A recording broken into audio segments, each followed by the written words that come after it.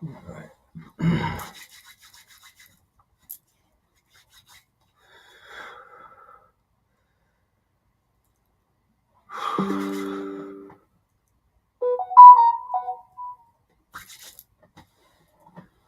Okay.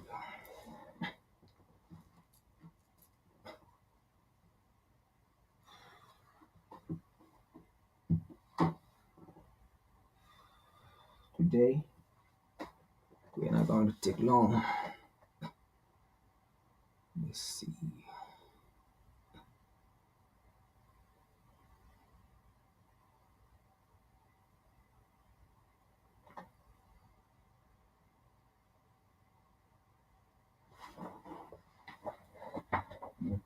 This.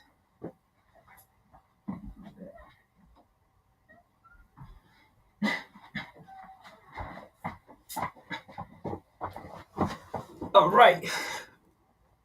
Let's do this.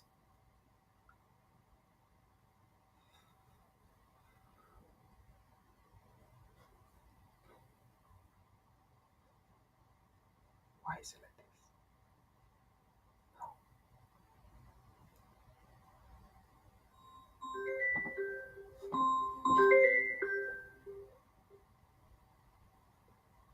Hello?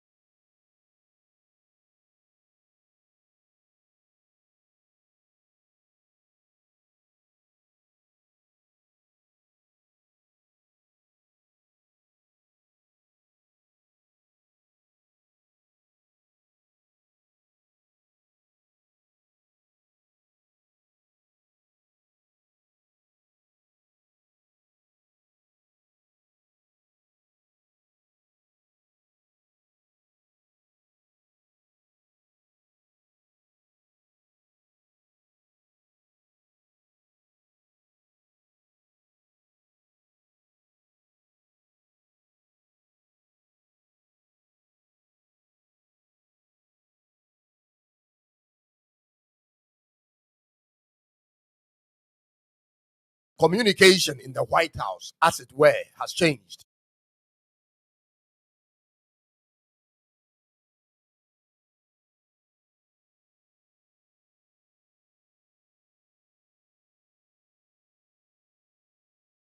Communication in the White House, as it were, has changed. We used not to see what goes on behind the scenes some years ago, but now, ladies and gentlemen, everything is open.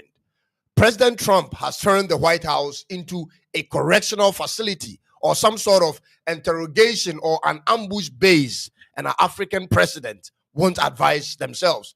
Ladies and gentlemen, they all want to meet and greet and show their love and affection to the great America. So one by one, they are invited over. And this time, the president of Liberia took his turn to meet up with Trump. These guys are actually not as busy as Traore is, because if they were busy, they would be focused on running their countries in Africa. But the Liberian president was there, and he starts to speak, and I pay close attention to what he says. Liberia is a longtime friend of the United States. I'm listening, and he's speaking. It's time to prepare for a career you'll love. We help you train for new careers in healthcare. We believe in your policy of making America great, he added. Ladies and gentlemen, trust me, at this point, I'm becoming worried already. But he continues to speak. We also go a long way with your diplomacy that has to do with economic development and commercial friendship, ladies and gentlemen. And he said, Liberia has a lot of minerals. One of the things we ask as good friends for a long time is the opportunity to do survey on our minerals. Boom. Right there and then, ladies and gentlemen, the moment I listen up to this point of the whole video, my brain starts racing and I had to pause the whole thing. And I'm going to play the video soon. But one statement the Liberian president made me confirm the fundamental problem of African leaders. Ladies and gentlemen, the Liberian president said, and I quote, Liberia has a lot of minerals. Come and do a survey on our minerals. Ladies and gentlemen, this is the fundamental problem we have. The problem is we know we have a lot of minerals under our feet, but we don't know how much minerals we have. Right there and there is the problem. It is a problem because knowing what you have means nothing at this point. We know what we have already, but what can we do about what we have? That makes a difference. Knowing how much gold you have or knowing that you have gold in the land doesn't mean anything. It doesn't make you rich in itself. It is a problem because we have not invested anything into knowing how much deposit we have and how to get it out for our own selves. So over the decades, we invite foreign exploration companies to come in and explore the land and of its resources and give us that data. From oil exploration to gold, cobalt, uranium, we haven't invested in the technology and the technical know-how to explore these minerals ourselves. This is the problem. So we depend on foreign companies for data and attract investors with it. And that's what the president of Liberia is asking for from President Trump and the US government. And in my heart, ladies and gentlemen, I know President Trump is salivating.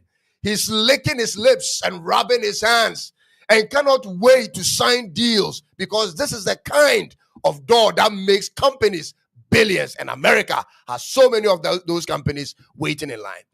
Let's watch the video shortly. We'll be right back. Recent celebration of your 249th anniversary. We did in Liberia at your embassy. Mr. President, we thank you for this opportunity to be here. Liberia is a longtime friend of the United States, and we believe in your policy of making America great again. And we also go a long way with you with your diplomacy that has to do with economic development and commercial friendship. Liberia has a lot of minerals, and one of the things we ask as good friends for a long time is the opportunity to do a survey of our minerals. Mm-hmm. And also we are committed to peace, and we've been very lucky within our region. We are a country that have had series of democratic elections, and our country has been cooling down. And also we want to encourage American involvement in the investment in Liberia. Yeah. We'd like to see that happen. We want to work with the United States in peace and security within the region because we are committed to that. And we just want to thank you so much for this opportunity. This is what Ivy League universities you can get into with a 3.6 GPA. 90%.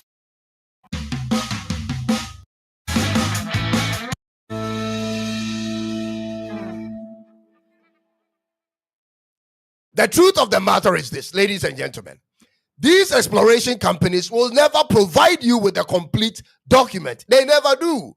The data they give the host country will be significantly different from the data they provide for themselves and their investors. That is how it's done.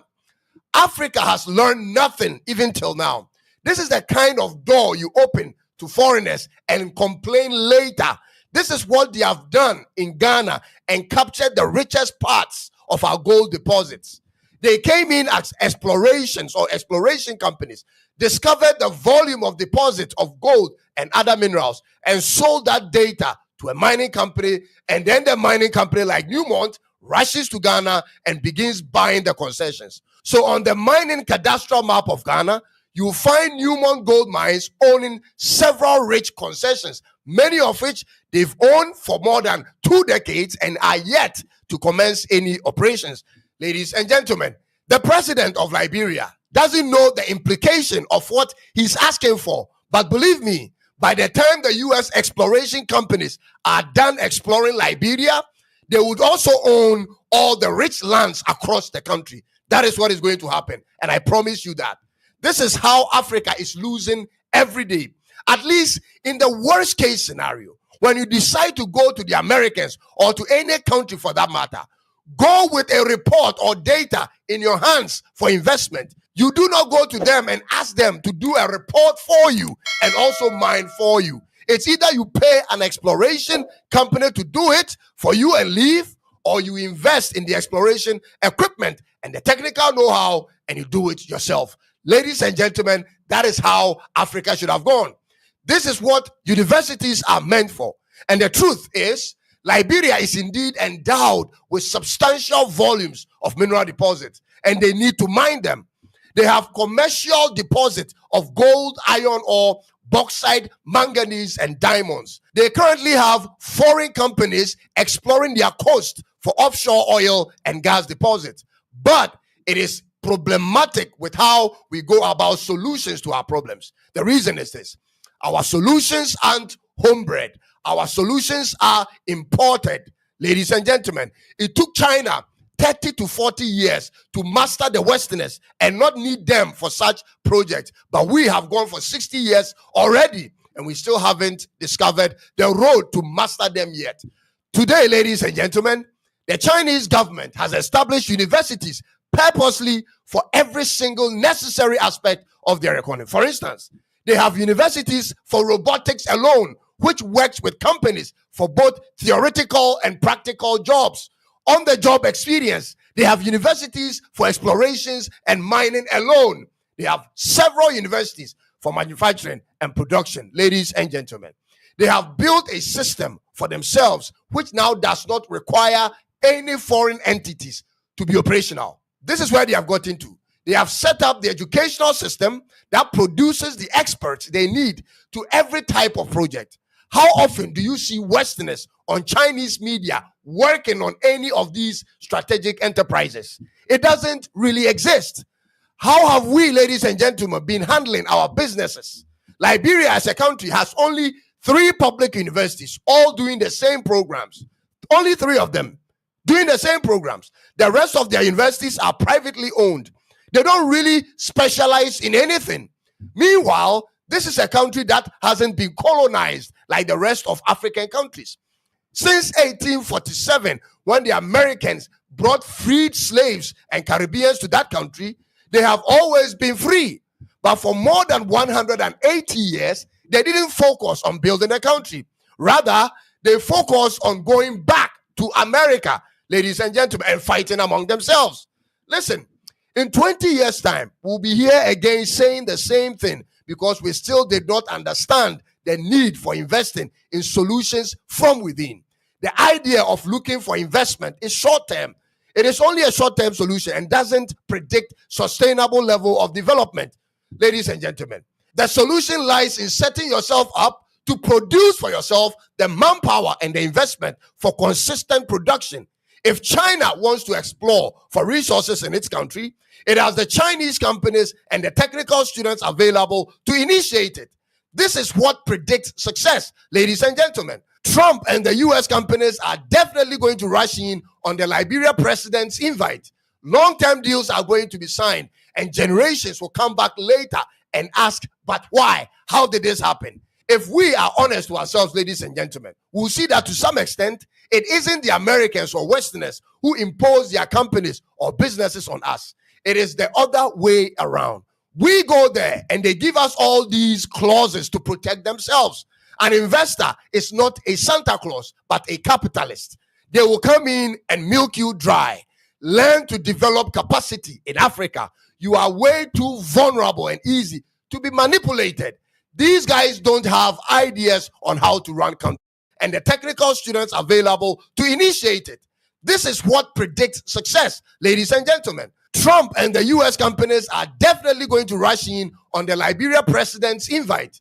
Long-term deals are going to be signed, and generations will come back later and ask, but why? How did this happen? If we are honest to ourselves, ladies and gentlemen, we'll see that to some extent, it isn't the Americans or Westerners who impose their companies or businesses on us. It is the other way around. We go there and they give us all these clauses to protect themselves. An investor is not a Santa Claus, but a capitalist. They will come in and milk you dry. Learn to develop capacity in Africa. You are way too vulnerable and easy to be manipulated. These guys don't have ideas on how to run countries. They just don't, ladies and gentlemen. And it's sad they lead us. It is what it is. Thank you for taking time to watch this video. I'll come back again with another one very soon. Until then, Liberia president's invite. Long-term deals are going to be signed, and generations will come back later and ask, but why? How did this happen? If we are honest to ourselves, ladies and gentlemen, we'll see that to some extent, it isn't the Americans or Westerners who impose their companies or businesses on us. It is the other way around. We go there and they give us all these clauses everyone to has a protect different themselves. story to tell. An investor Shell, is not which a says it's Santa losing Claus, but a capitalist. They will come in and milk you dry. market. Learn to develop capacity in Africa. You are way too vulnerable and easy to be manipulated. These guys don't have ideas on how to run countries. They just don't, ladies and gentlemen. And it's sad they lead us. It is what it is. Thank you for taking time to watch this video. I'll come back again with another one very soon. Until then, God bless Africa, and I'll see you in the next one. Remember to subscribe and click on the notification bell for more of my videos.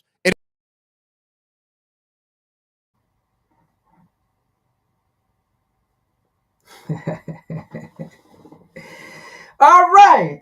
Good afternoon, folks. Once again, this is Frank. I am your host. This is the Revolutionary Repatriation Educational Lecture Series, as part of WCC, every Sunday at 1 p.m. Now, let me say this before I say something. Let me say this, right, before I say something. Now, today's podcast is about Liberia, all right? So let me say this to the so-called Liberian. And when I say to the so-called Liberian, I'm talking to those Liberians who think Liberia is for them. So what is in their interest, it should be it. Whether it is bad or good, as long as in their interest, it should be it. All right? So if the bad is in their interest, no one should speak of the bad. If the corruption is in their interest, no one should speak of the corruption. If you do, then they call you names, they insult you, right? We don't care. We are built for this. We've been there, and we are there, and we will be there. So let me say this before I say something. If you are one of those party loyalists, today is not for you. The recalling is not for you. Kindly take your exit and leave, because I know all of Liberia are going to be here watching. So if you think you are for the government, and let's say this, right? It is not a bad thing to be for the government, because the truth is, not everyone is going to be for the government, and not everyone is going to be against the government. But the truth is, let the truth be told. It is indeed necessary, okay, acceptable to be for the government. But again, it is unacceptable to accept the wrongdoing of the government if you show you are a patriot or a nationalist. Let me repeat. It is indeed acceptable to be for the government. It is indeed acceptable to be a party loyalist if your party is the ruling political party or power in power, right? It is acceptable. Nothing wrong with that. But again, it is unacceptable to accept the wrongdoing of the government to which you support. It is unacceptable, all right, to your political party leading the country, all right, of corruption.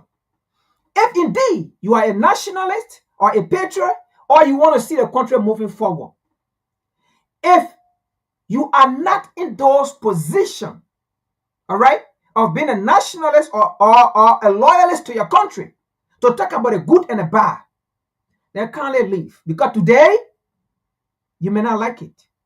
And if you stay, you'll be putting poison in you. Which, of course, is not a poison. it is of knowledge that we all as Liberian, as African,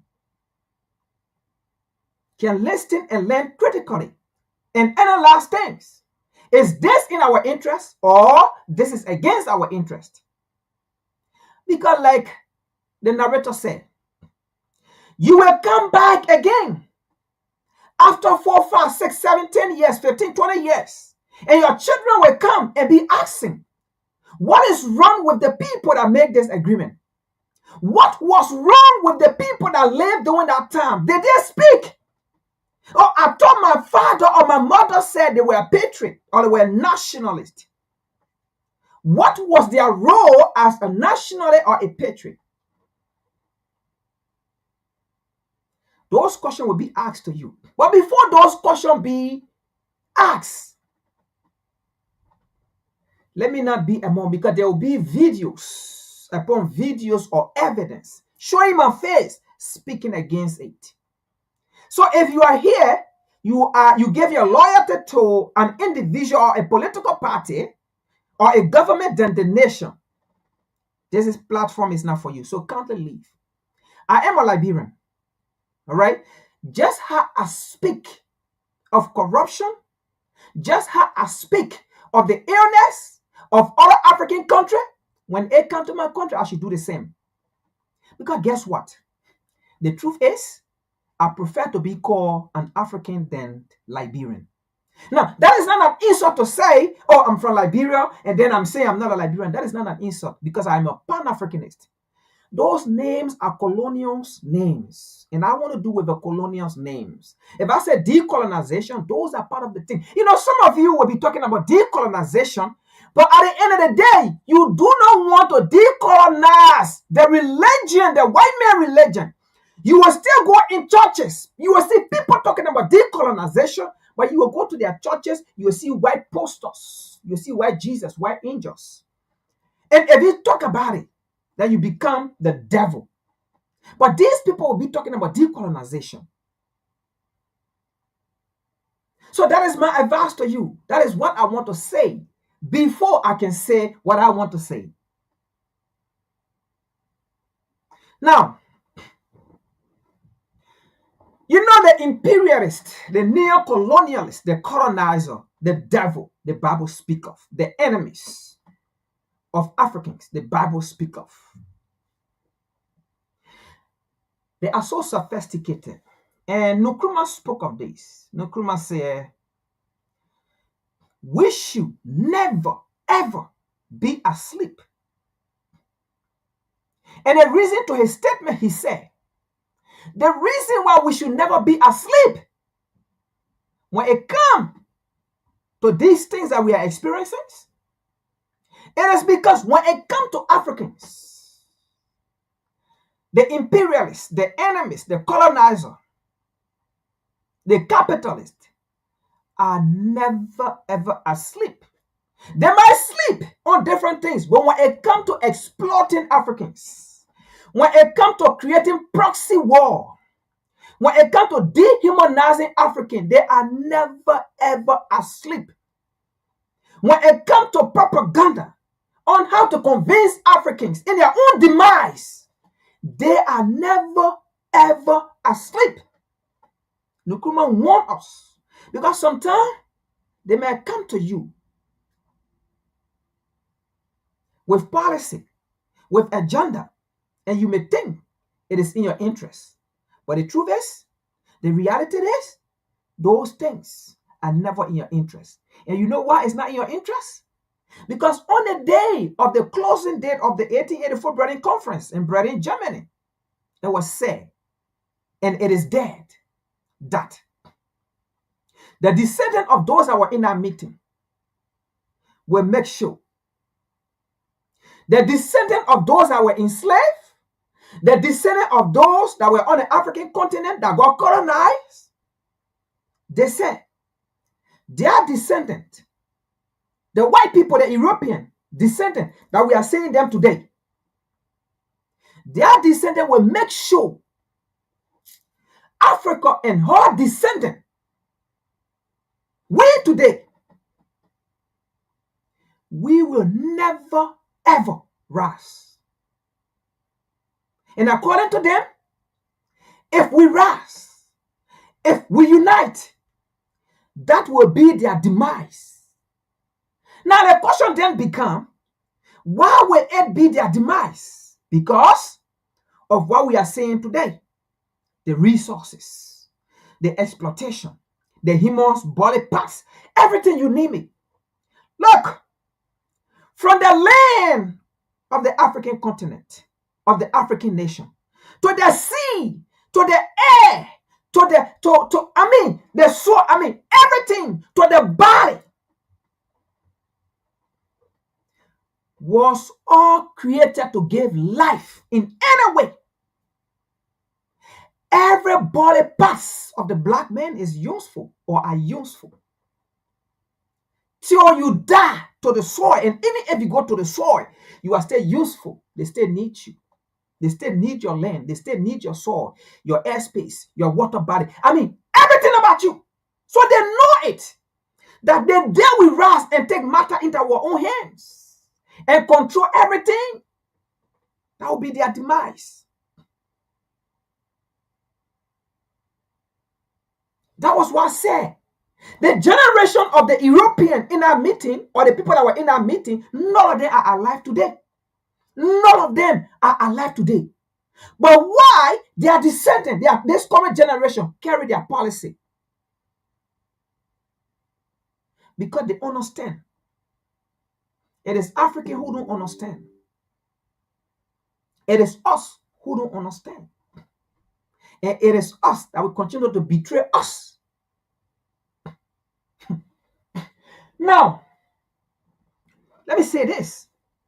You know the reason why? Look, let me say this. Forget about Trump, all right? It could have been whether a Democrat in power of the United States.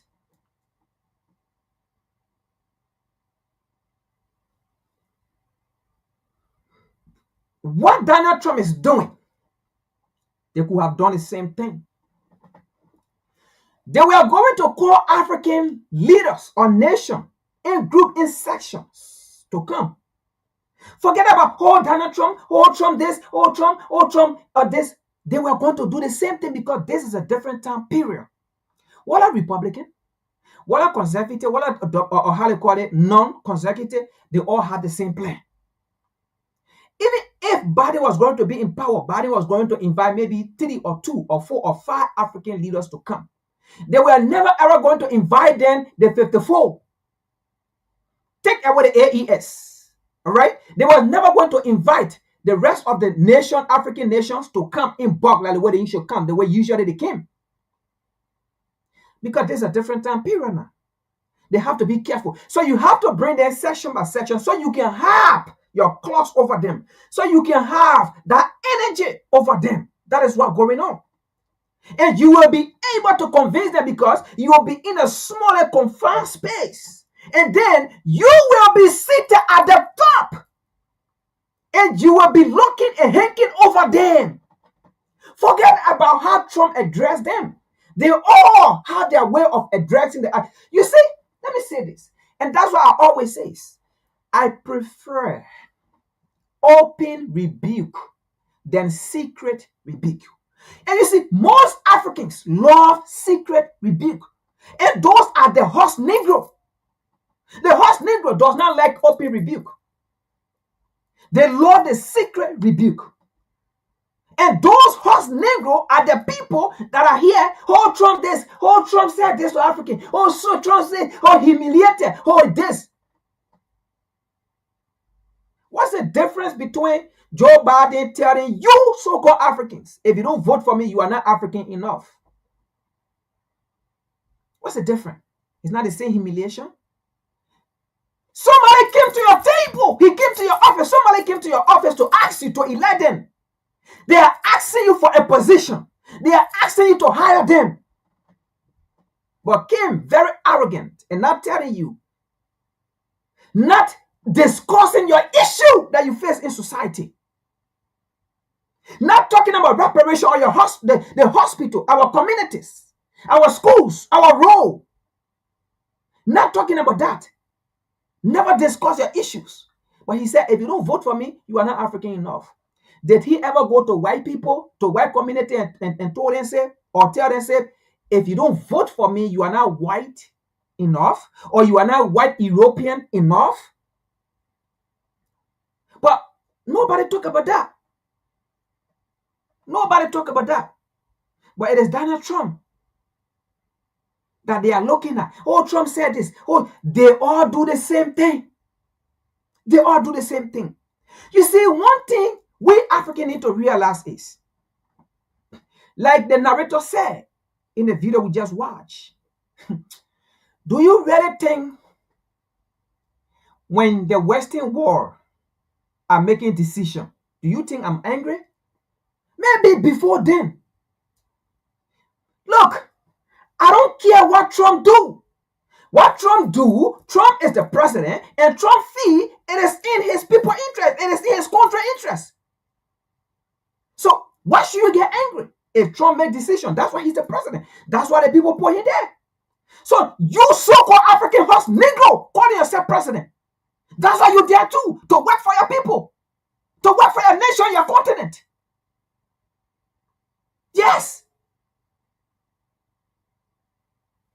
Do you want me to come and sit here and tell you, oh, Trump this, Trump? No, do the same thing.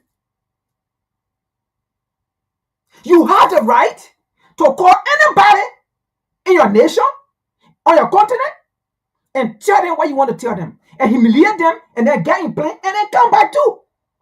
The same way. But you can't take your dumb leader, come sit down. First of all, if this man can call you to come, it's a form, right, of power, intimidation. He already know what he's going to say. He already have a plan. You don't think so? All of you dumb Africans, you guys are dumb. You still see what's going on in the world. People still call you. Anyway, let's continue to this, because I will leave from here by around 2 something, all right? Because I have other stuff to do. So this is about Liberia today. Let's discuss something. Because I see on social media, especially in the Liberian community, people reacting to Trump. Look, let me say this. Let me say this first. I believe this also happened in Africa, but we that live in the diaspora, if you apply for a job and they call you for an interview, before you go for that interview, what do? Do you just wake up and go for the job interview? Or you do research about the job? Why do you do research about the job? Why do you do research to know about the job before going there? No. If you apply for a job and they call you, set an appointment date for you to go for interview, what do you do? Research. And most of us in the US here, we do it. We do research to know about the job before we go there. You don't just wake up and go for interview. Because guess what? You want a job. You need the job. You really need it. You want it for survival. So you don't know what questions coming, but at the end of the day, you are going to be, or you might be hired by this company. You are going to meet this company. And sometimes what you even do, most of you or most of us, we even go on the job website and see some of the leaders. They are there. All right? Some of them. And then try to read about them. Because you want to know who you're going to meet. You want to know who you're going to meet. I'm just saying this on a list level. All right? On a list level. You do these things. So how about on a diplomatic level? Because the reason why I'm saying this, look, today, I'm going to hit on these so-called Liberians who think they know book, but they know nothing. They wrote on all social media. This deal, this agreement is about leaving from aid to trade. Leaving from aid to trade. That means Liberia does not want to be a nation of aid nation, begging, right? But so we are leaving from that elevating ourselves to what? Trade. Now, very good. You are coming to a nation, not only that, but to a president who is a businessman. I expected you, so-called Liberian government or cabinets or researcher, told the president of the Republic of Liberia. First of all, you got to know who you're coming to meet. He is not an ordinary politician. So, you politician, you coming to meet your politician, you understand the same language, right? You understand. But Donald Trump is from a different political perspective or analysis. Despite he being the president. Because in every entity, politics is in every entity. Even in the church, politics is there. And that is why I'm using the phrase politics or different entity. All right? This man is a businessman. He speaks business language. He's not here to come and give big speeches, flamboyant speeches, to come and praise him. He's here, okay, Mr. Partner, what do you have? This is what I have. This is what I can't wait. This is my plan. X, Y, Z. Now, I'm not even saying in the first place that's what you should have done, but I'm telling you, or I'm not telling you what you did was the right thing by even coming, but I'm just telling you this is what you should have done. Come with your own plan. Because the truth is, if you are living from A, that means you are not coming to beg. You are coming to do trade. Now, you are coming with what you have already outlined. And then telling Donald Trump, look, we want to do business with you, but this is what we have. And this is what we need. And these are the things that are outlined here. That man is a businessman, for God's sake. And then, like he see yours. Plus, you look at his own too. What is yours, Mr. President? You look at his. You go through it. Now, is there in Liberia favor? Because he's going to do the same thing to you. Is this in America favor? Because if you see the opening of that meeting with the so-called slave, the so-called 5 African slaves that came to meet their master, Donald Trump, right? And we're going to get into that. The opening statement, what Donald Trump said? Africa has vast mineral resources. And those mineral resources will benefit the United States and our partners. He never said it will benefit the United States and the African continent or those nations. And then call those nations that were there. Liberia, Gabon, Senegal, and Guinea-Bissau, and then one other nation was there. There were 5. All right? So he mentioned the United States, it will benefit the United States. So if you have 5 head of state debt, call their nation, it will benefit the United States plus Liberia, Gabon, Senegal, Guinea-Bissau, and the other nation. But he said it will benefit the United States and their partners. Who are those partners? Those slaves that were sitting in there serving as African leaders, they are the partners. They will be the one to benefit. And these are some of the things we're going to discuss today. And that's how those African nations are not developed. Because once those deals go through and a foreign company come, no investment, part of the money will go to their partners, in the banks of their partners. And Donald Trump was right. Look, let me say this. If you are going to the table, you are not going as individual, you are going as a nation.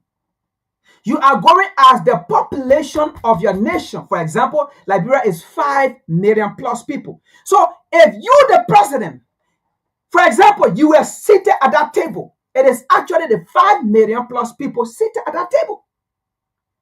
It might be just you, but the truth is, it was the 5 million people, Liberian, that were seated at that table. It was the 7 million or 8 million Senegalese that were seated at that table. It was the 7 million or 10 million, how do you call it, Guinea-Bissau that were seated at that table. Gabonese that were seated at that table. That's the truth. So anything you do down there will affect the 5 million Liberian. and generations to come. This is why these so-called leaders fail to understand, because they have the slave mentality, and not just that, because they are slaves. Now, before the Liberian president came to the United States, now, the reason why the Liberian president came and said nothing, right, and brought nothing, it was because he has already signed a corrupt deal with a company, HPX. And we have spoken about this company. You know, when he first got elected, they tried to make this deal. And then we came out with this news. So the companies went back. Because it was on the internet. It was in Liberia where we spoke about it. And we exposed the company. So what they did, they left it for everything to die down. And then, after they felt that it died down, then they went behind the scene and make a deal. Now, from this deal, it was their deal that made Boakai to come to the U.S. And that is why he came with no plan. Because if not for this deal, Boakai was not going to come to the U.S. So on a Sunday, Boakai went and signed a deal with HPX. And I think we spoke about the HPX before, right? This HPX was in DRC Congo for decades, looting, exploiting, okay, allegedly supporting a proxy war. It's an American company and also based in South Africa.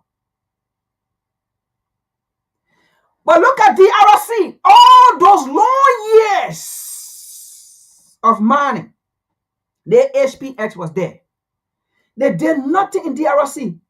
DRC did not see no development, no improvement. In fact, proxy war upon proxy war. What happened? The government and the people came out together and they took HPX from DRC Congo. They took HPX from DRC Congo.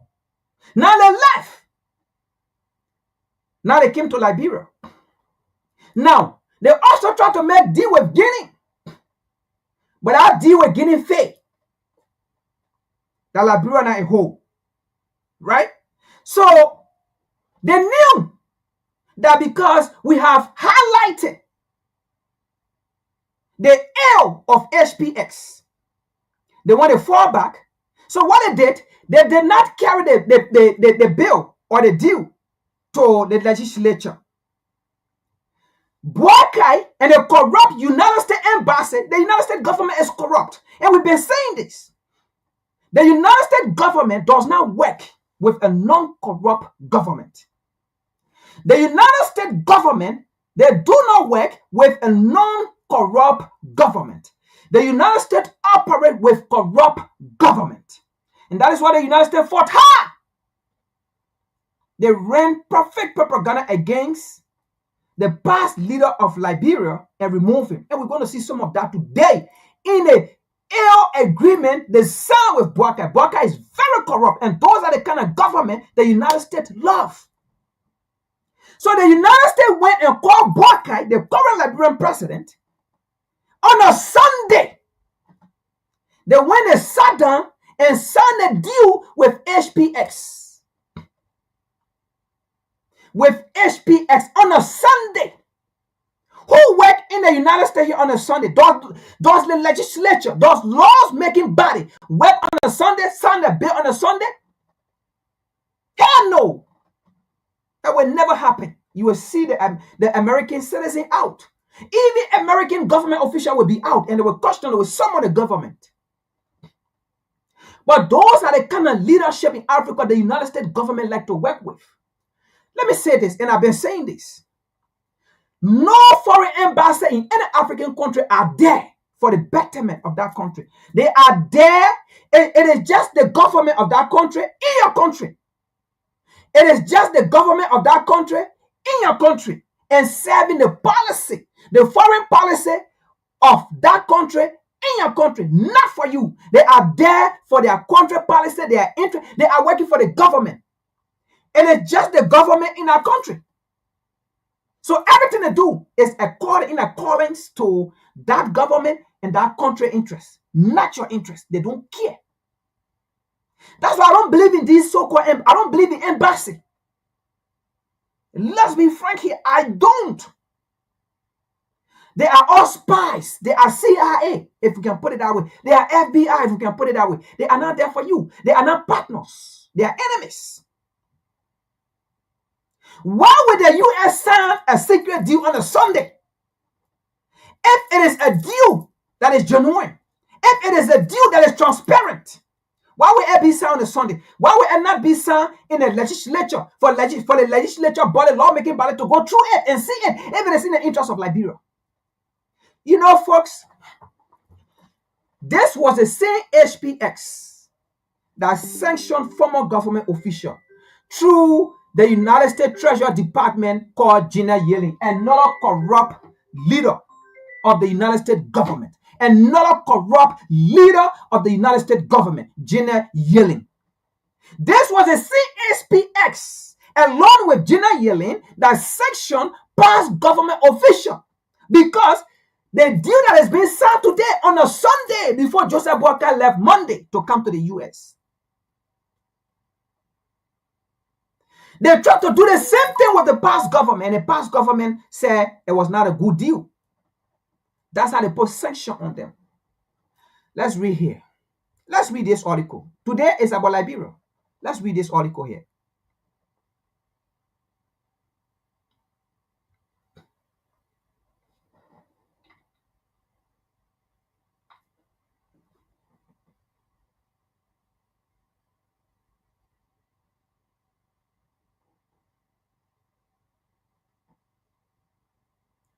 Folks, let's read this article.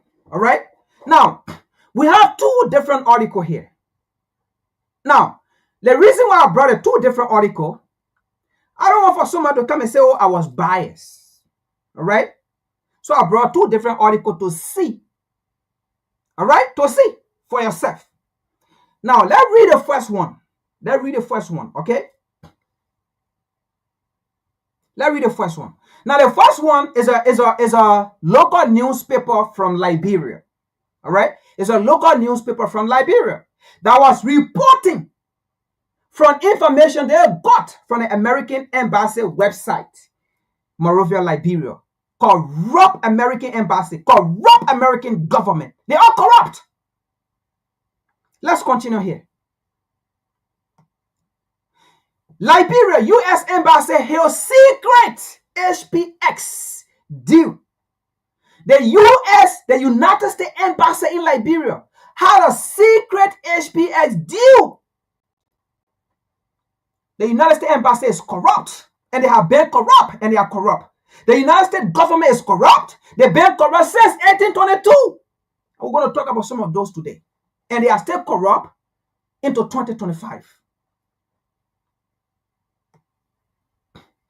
Now, as Buckeye fly to meet President Trump, the United States government, through its embassy in Monrovia, has lauded the weekend secret multi-user railroad deal signed between the government of Liberia and American-owned company HPX and Ivanhoe Atlantic. The United States Embassy statement comes as President Joseph Boakai and delegation left the country on Monday for Trump July 9 to 11 meeting with 4 African leaders. Now, let me say this first of all. Because of time, I'm going to read, right? But let me say this. Do you know that this meeting should have lasted from the 9 to the 11? But the meeting got short because Donald Trump did not see what he was looking for. All these people came, they was giving praises to Trump, and Trump does not like praise. Is it true? And that's how they got humiliated, but people don't understand. People, they did not understand who they were dealing with. This man's a businessman. You come try ask business. When DRC Congo and Rwanda president, when they met Trump, now, I'm not in support in the first place of what went on. But I'm just talking about it. How it went, and you saw Trump, what he did. These people came with what they wanted, They told Trump, they exchanged document, and Trump gave them what Trump wanted, and they saw it, they like it. They made deal, bam, bam. They left. They spent the time they're supposed to spend. But these people came talking rubbish. And that's how Trump began to put them in their spaces, one by one. And we're going to discuss that. I know who I'm dealing with. I know Trump.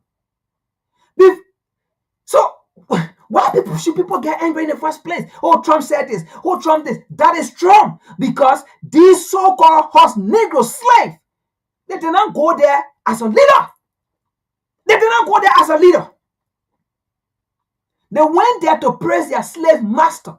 They went to get report about the colony. Because in this new generation, to go and sit down, and we're going to get there. But let me read. We're going to get there.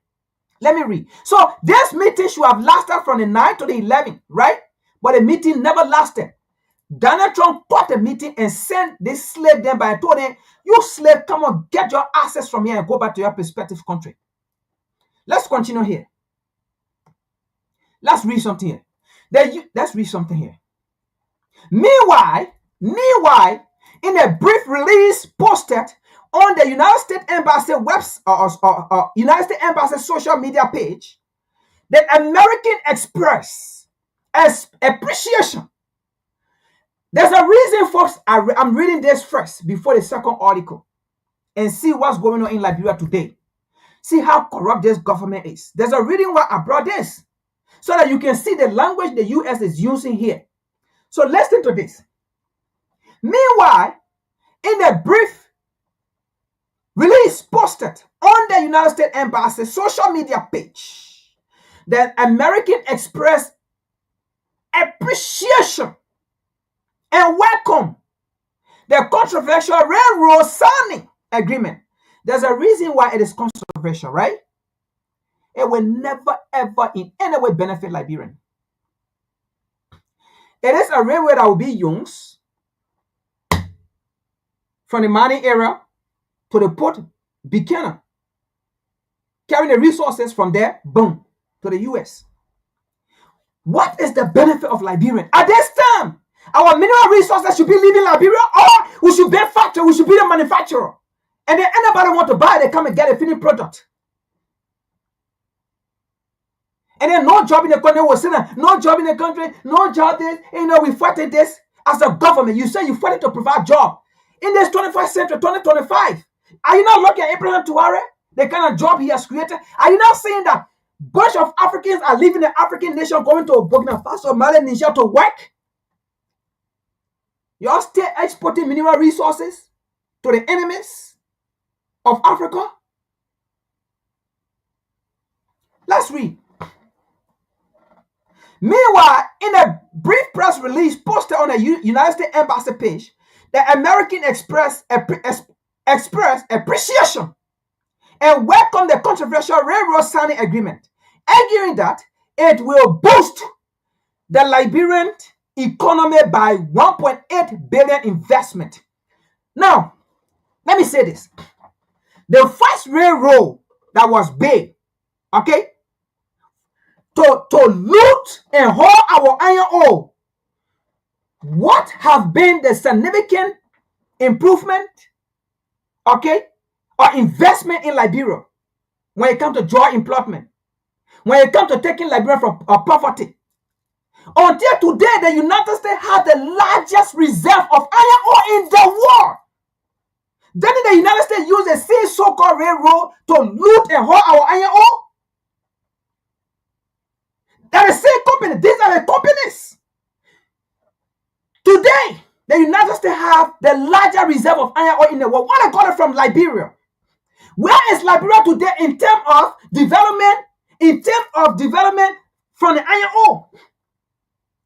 What have the iron ore sector done to the development of Liberia? Taking it from poverty, healthcare, education. Do you have any infrastructure there?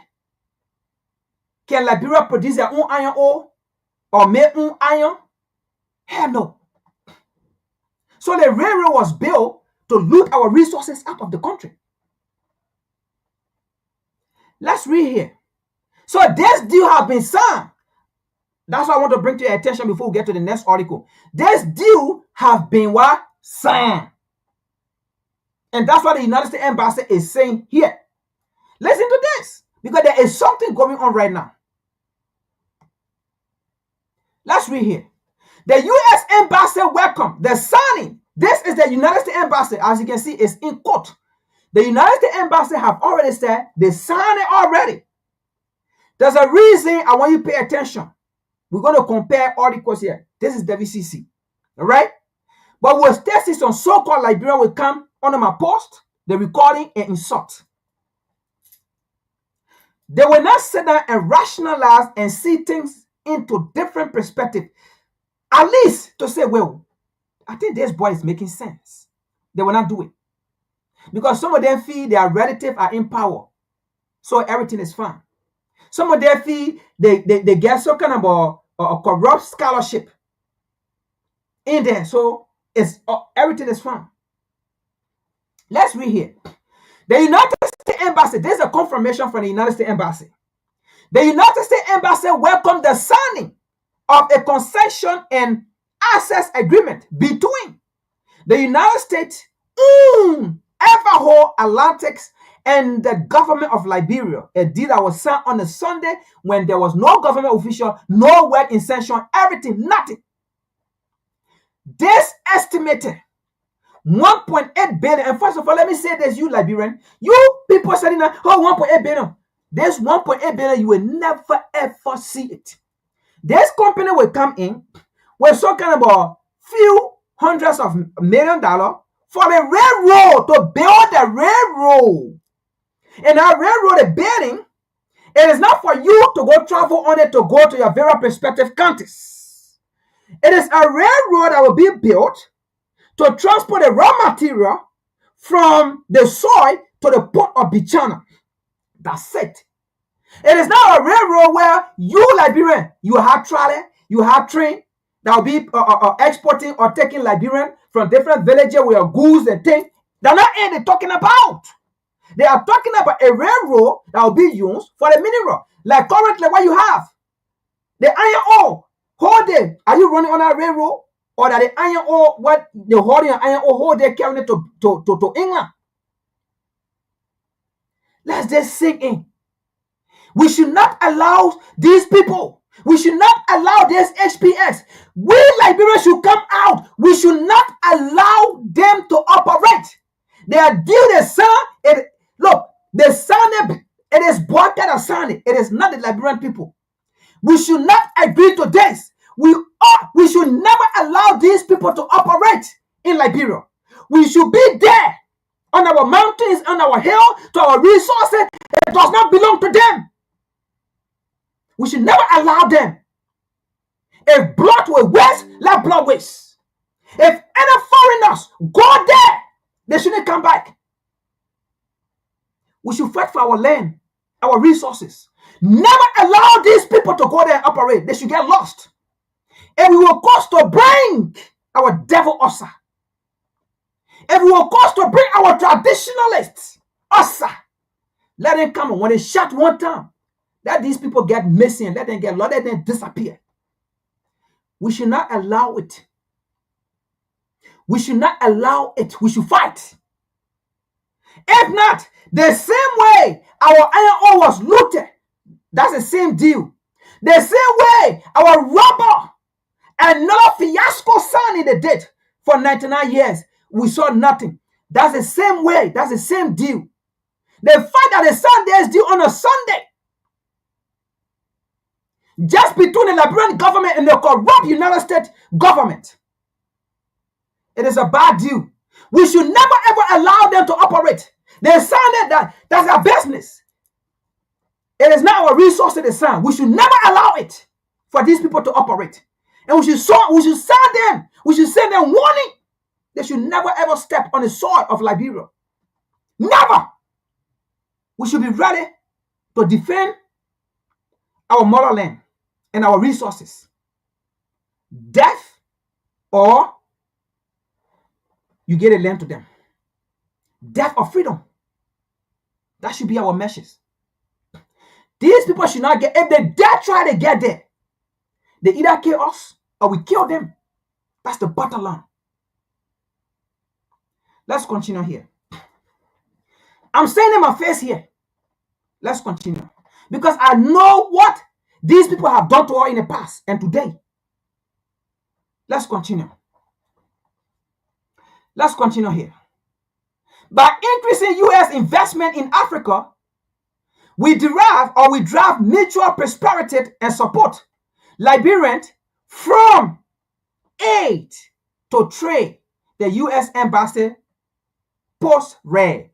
From aid to trade. Now, let me ask the United States government. And by the way, like I said, I'm not angry at the United States government. I'm angry at our government. Because the United States government is not putting neck to our throat. Even though if you say no to some of these things, they will sanction you. And that's how they sanction past government official. That is why they sanction past government official. All right? Let me see here if it is in this article or the next article. Let me see. I think it should be in the next article. Okay, it is in this article. Let's read here. Let's read how they sanction past government official. Through this HPX. Sources close with information about the HPX deal, which have seen former Finance Minister Samuel D. Tour unjustly slapped. Samuel D. Tour unjustly slapped with U.S. travel restriction or sanction because of U.S. $30 million pay to the weird regime in good faith for a deal that was never sealed. For a deal that was never sealed, say Anvaho Puch for unilateral, or how they call it, unlimited, they push for unlimited access to the railroad is to switch it to a third party. Now, let me explain this. The reason why the past government said this deal was bad, the HPX said the Liberian government should give them unlimited access, just how they give it to Firestone. You see, they should get their unlimited access to operate. What they want to do, they should do it. Unlimited access.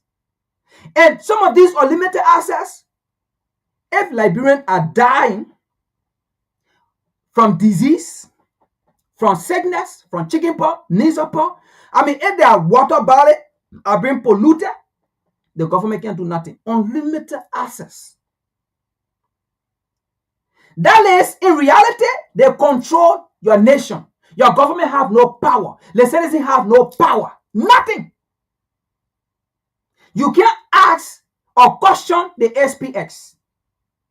Anything they do it. That's it. So if you can see here, this is our iron ore right here.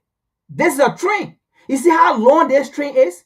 And this iron ore, they've been looting this iron ore since 1920. Since 1920. And they've been using different names. They've been rebranding name. Until today, they have a meter. Since 1920, they've been looting our iron ore. But go to Liberia and go see how suffering this country is. With all these vast mineral resources, we die and lavish in poverty because of bad government.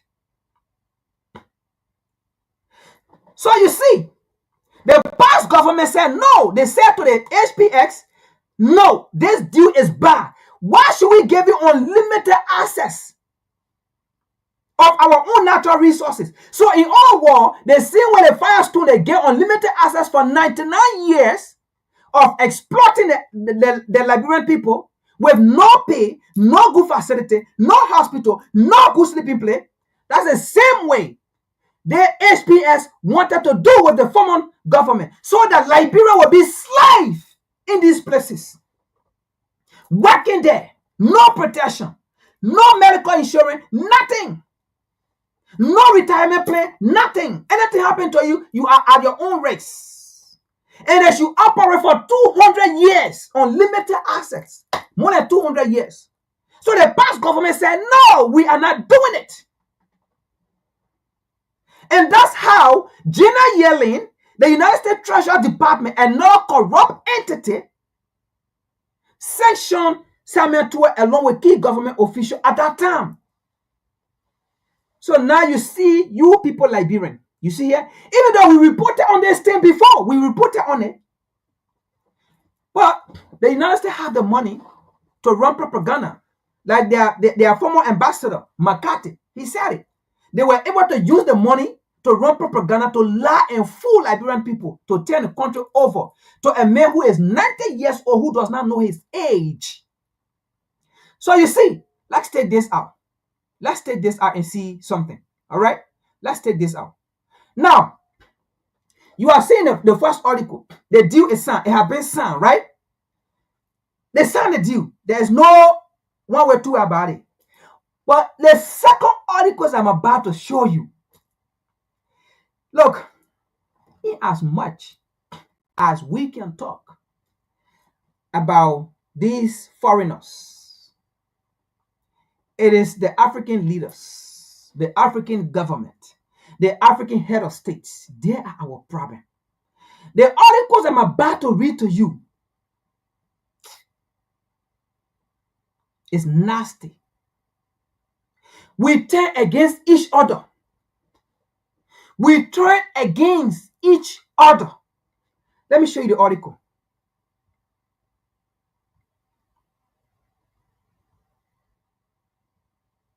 Now, this was the time the deal was done. The picture you see right here. This was the time the deal was done. This is the HPX representative here. These are the people that were in DRC Congo, allegedly creating proxy war so that they can continue to loot the people's resources. And this man was in DRC Congo for a long time. What did they do in DRC Congo? This man is in South Africa. Today, South Africans are still struggling. Black South African, no job. These people are not coming to give you job. Look, Liberia, you're not being frank here. Taking your mineral resources out of Liberia will never produce job, will never improve your economy, will never improve your sector. Because at the end of the day, the money that will be given to your leader will take it, your leaders will take it and share it among themselves. Bad guys send their children abroad for their children to learn, and then their children come back and continue their legacy being in politics, in government.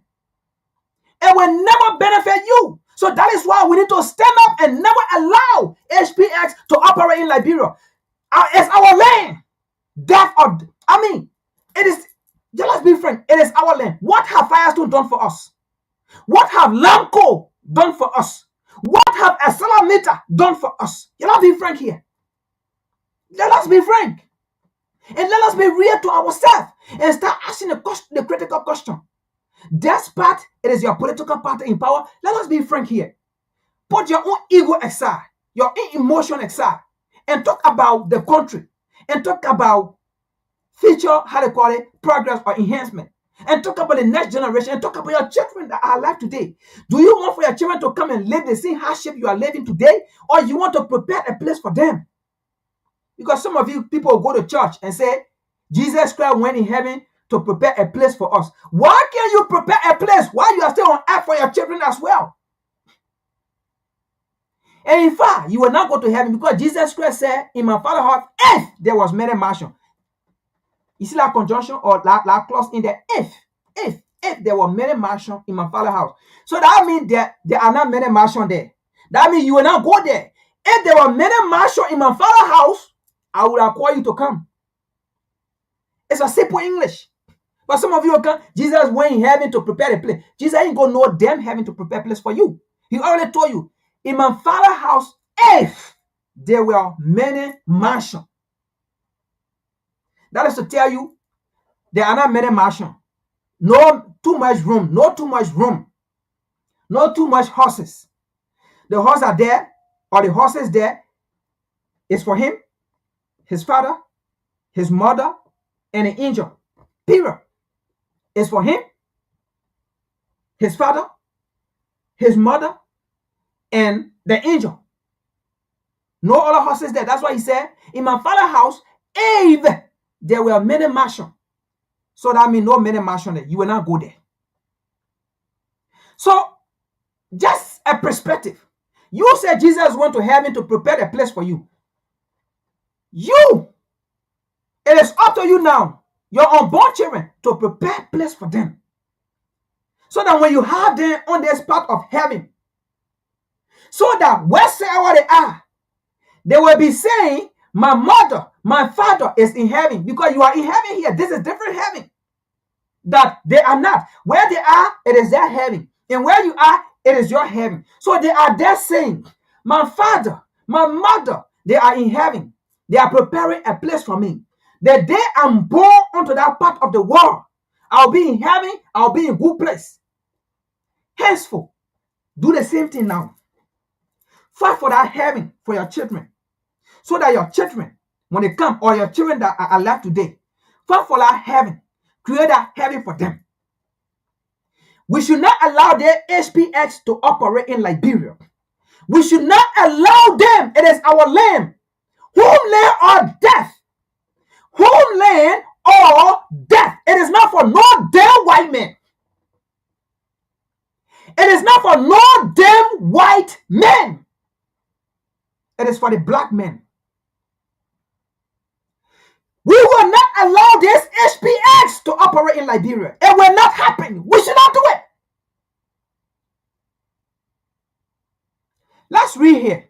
Let's read here. I'm going to read, and then, because we already read half of it here, right? So I'm not going to read down here. Let's see here. All right? So let's read here, then I'll get to a place. After the secret, again, secret. The United States government is corrupt. The embassy in Liberia is corrupt. The ambassador, Michael Tuno, is a corrupt damn ambassador in Liberia. Sat down there on a Sunday and signed a corrupt secret deal with the Liberian government, Joseph Boakai. Michael Tuno, the ambassador in Liberia, is a damn corrupt ambassador.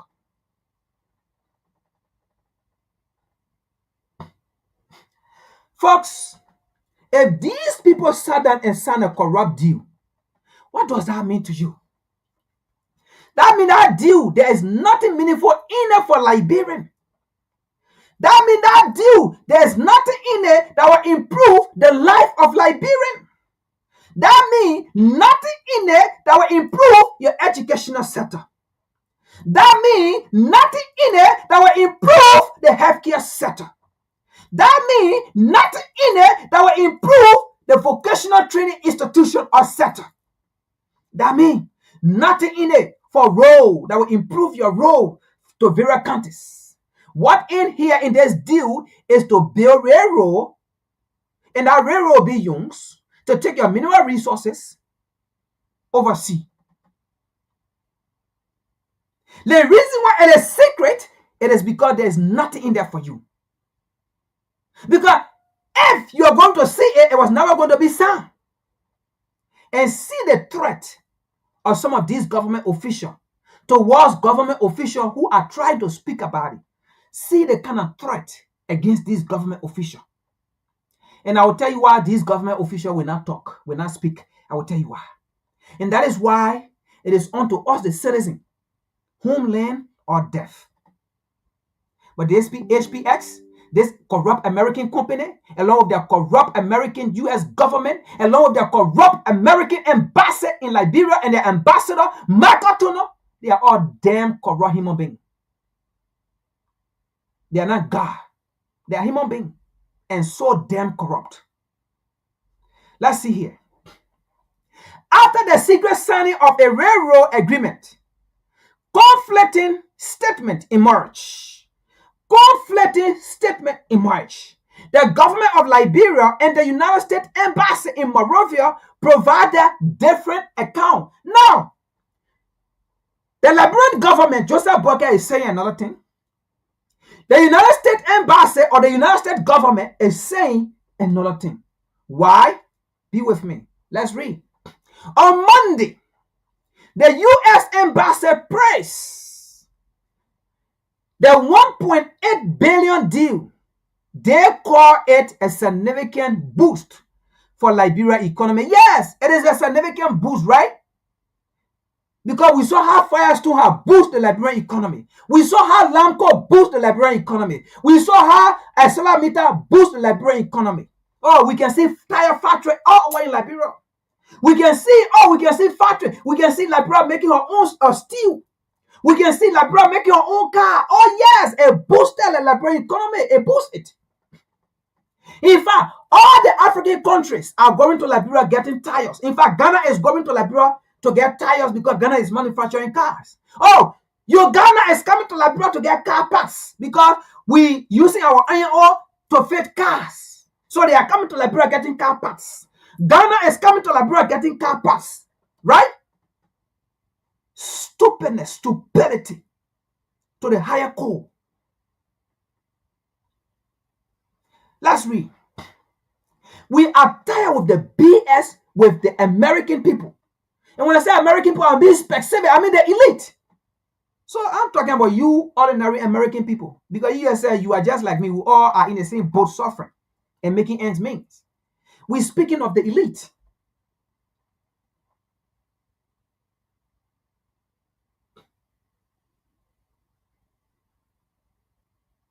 Let's continue. However, on Tuesday, Mind and Energy, the death speed is coming. Mind and Energy Minister Wemo Pay said it was just an expression interest. An expression of interest. It was just an expression of interest. How from signing a deal to an expression of interest? The United States Embassy told us it was already signed. It is already signed. And then now, the corrupt minister for Mind and Energy, Wemo Pay, who have gotten his own cut, his own share, is saying, no, deal was not signed. It was just an expression of interest that the United States Embassy gave us, HPS gave us and said, oh, though, we have interest in that. Yes, so this. You know, this was how exactly the Firestone deal was signed in 1926. When Harvey Firestone went in Liberia, sat down in the US, wrote what he wanted, and how many years he was going to get the land for, and how you are going to explore Liberian people, and went to Liberia at that time, the government said no. What Harvey Firestone did? Harvey Firestone came, at that time, no embassy there. Okay? At that time, no embassy there. Harvey Firestone came because at that time, there was no embassy. Liberia was still being controlled by the United States. In fact, Liberia as a land today, not land, as a name, the name Liberia, because people, the free slave did not form Liberia. People were living there. People cultivated the land. They were not free slave again. Let me make that clear. That Google search will tell you free slave. Because these people, they are liars. History is written or are written in the interest of those who write it, in the interest of those who exploit you, in the interest of those who lie. Okay? If someone is the rapist and that person become the writer of how that rape took place, he's going to write it that way, take himself out of the picture to say it was the fault of the victims. And they will victimize you in that story. So the people that were sent to Africa today, Liberia, they were rebellion slaves. Because I always ask this question. If Liberia was founded as a place to carry free slaves, what's wrong with the UNIA? Were they not free people? What's wrong with Marco Garvey? Were Marco Garvey not free? Why did they jail Marco Garvey in 1924? Why did the UNIA 500 delegates left from here that went to Liberia? Why they send them back? Why they humiliated them? Some of them couldn't even come back because they were afraid of their life. Some of them went to today Sierra Leone. Some of them went to Ethiopia. They were not free. Oh, so those people were different people. They were not black people, right? Folks, we need to start. Look, when we give you history, don't get in your feelings. Try to make sense out of it. And that's how we will be able to build. And we will stop people from lying and bringing propaganda to us and making us to hate each other. The truth is the one that will unite us, because we have to see the truth and speak the truth and go with the truth. They were not free slaves. They were rebellion slaves. But we're not going into that, the reason why they call them rebellion slaves. We're not going into that. We know the story now. And what I'm saying here, they can testify to it. They know it. They know what I'm saying here is true. That you don't know. But let's continue here. So, the Minister for Mine and Energy came out to say, oh, it's lie. There was nothing signed. So now, in other words, he's saying the United States Embassy is a liar. He's saying the United States Embassy is a thief. He's saying the United States government, they are thieves. They are liars. We did not sign a deal with them. He's saying he don't know where Latin from the United States Embassy coming from. It's a lie. It's not true. But again, he contradicted himself. Let's read. Let's read. Now, let's read. Wemope said it was just an expression of interest. He stated that further approval is needed for it to be binding. How can further approval be needed for it to be binding when the United States Embassy already said it have already been signed? It have already been signed. There's no further approval. It is signed already by the president of the Republic of Liberia. When the president of a country speak, that's it. When a country of a president put a pen on a paper and sign it, that's it. It has been signed. So are you telling us Mike Turner is a thief? Are you telling us Mike Turner is a liar? Then Mike Turner have to come out to tell the Liberian people he's a thief. He's a liar.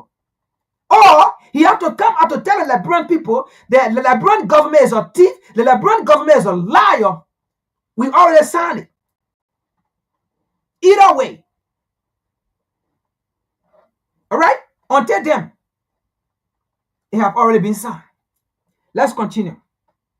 Later that day, Information Minister Jeremiah Pierre Jeremiah Pierre confirmed that the government of Liberia has officially signed the deal. He mentioned that they stamped their signature on the agreement. This is Jeremiah Pierre. So you see, the Mine and Energy, the Minister for Mine and Energy, Women Pay, is saying it was never signed. It was just an interest that was expressed. Then, another minister, Information Minister, Jeremiah Pierre, right? He said, he confirmed that the government of Liberia has officially signed the deal. And he also said, he himself, his signature is on the paper. You see how corrupt this government is? This was the government that said, when they come, they will not be part of corruption. Liberia will be corrupt free. They will claim corruption. They will run down corruption. Anybody hear about, they will be running. No corrupt. Anybody here, that person will be running. But here is the government. Now, these are government officials fighting among themselves. Let's read. There are more to this. Come, let's read. Be with me here. Now, listen to this, right? Later that day, right? Okay, I read that now already. Where Jeremiah, he confirmed that he himself, his signature is on the paper. Boake's signature is on the paper. Listen to this. Now, this is where it raised concern, right? And see how these people threaten the lawmaking body of the country. Listen to this. Lawmakers are expressing concern about the secretive nature of this deal. Grand Bassa County Representative Matthew F. Joe voiced his disappointment on social media. Be with me, folks. Be with me, folks. Be with me. He criticized the lack of transparency during the signing ceremony.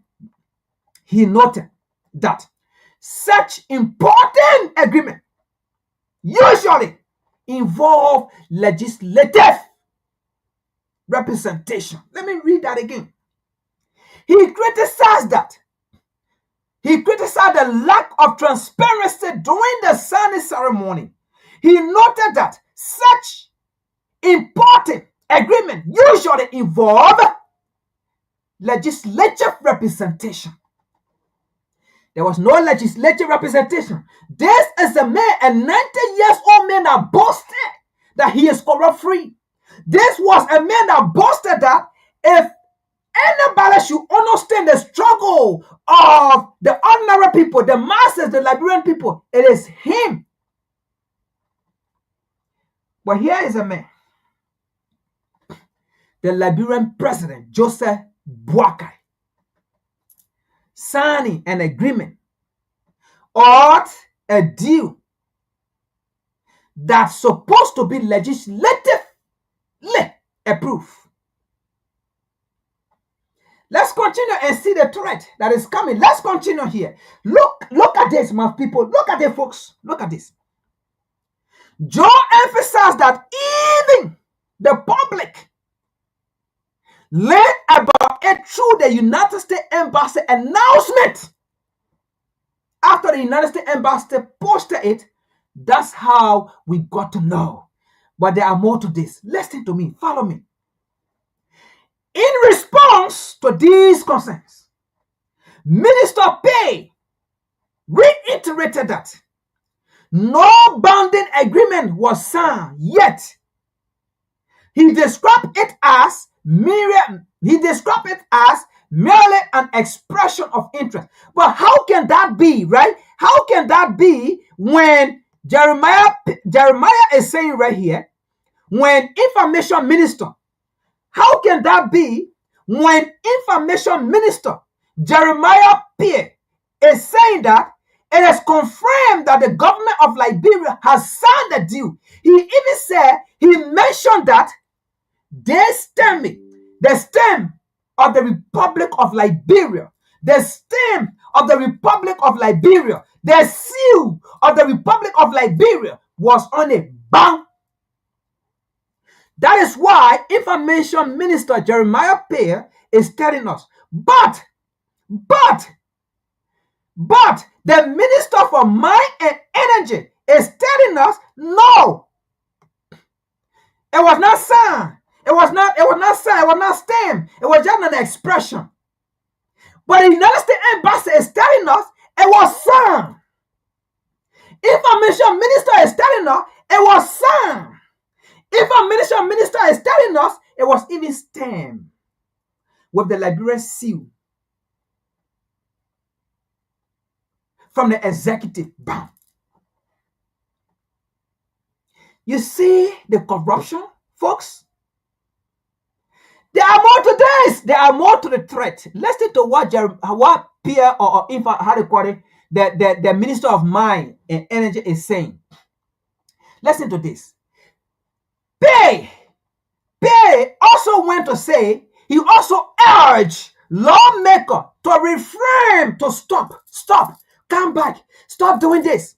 Stop doing this. Don't do it. Don't expose the deal. Don't make the Liberian people to understand what is going on. Refrain. No, take it back. No, come back. Listen to this. They are now threatening those lawmakers.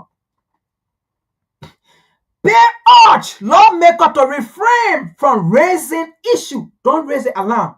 From raising issue about transparency at this stage. You hear it?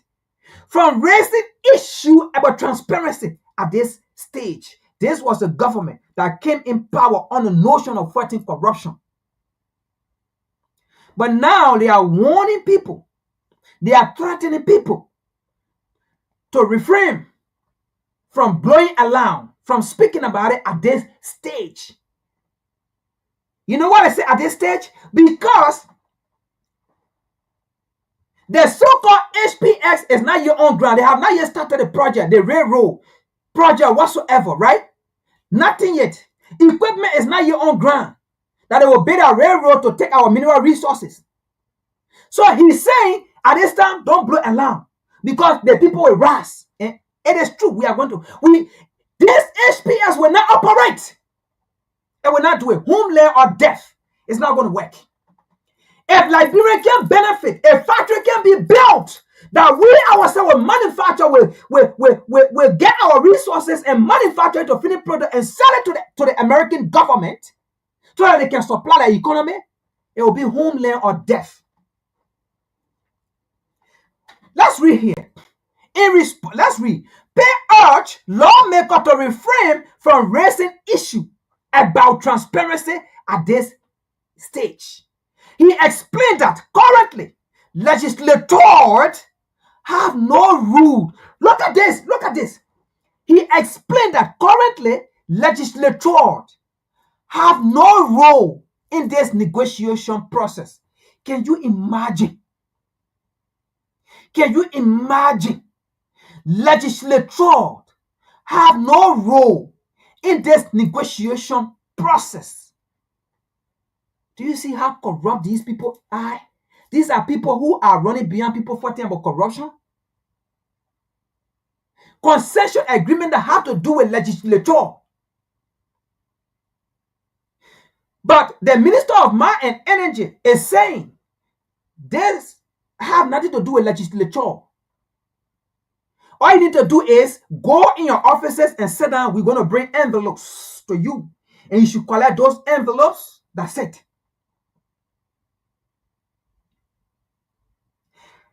Listen to what he said. Listen to this. Listen to this. He classified that what was signed is not. So again, you see, he said it was not signed. It was just an express of interest. But now again, he's saying what was signed what was signed is not legally binding, but a commitment to use Liberia railroad infrastructure. So let's make this clear. Let's make this clear. So where the iron ore will be coming from? Where the iron ore be coming from Sierra Leone and then using Liberia railroad to carry to Bichana? Where the iron ore be coming from Ivory Coast using Liberia railroad? Where the iron ore be coming from Burkina Faso or Mali and then using Liberia railroad? Where the iron ore be coming from Guinea using Liberia railroad? You see how stupid and dumb these people are? And they think everybody's stupid? He said, what was signed is not legally binding, but a commitment to use Liberia railroad infrastructure. So, that means the signature, the date, it was just a signature to use the railroad, the railroad line, right, of Liberia, not the mineral resources. So where the resources will be coming from? Where the iron ore be coming from the sky and dropping? And then they use the railroad to carry to US or Europe or Asia or where they need to carry or Australia.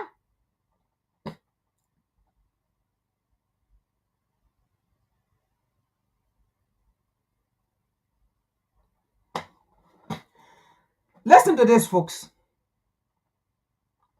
What's going to happen here now is this. Those laws makers,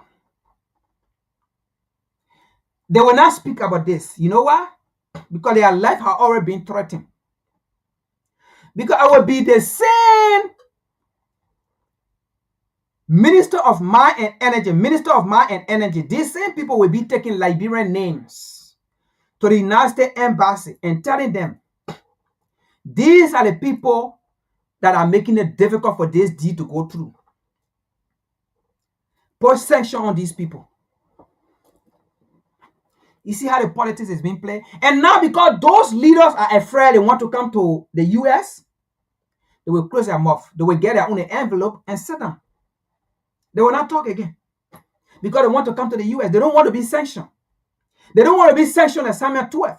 Because this was the same thing that happened, they sanctioned Samuel 12 and other people. Because they refused. They said, no, homeland or death. They put sanction on them. So some of these leaders will be afraid. Some of these legislators will be afraid.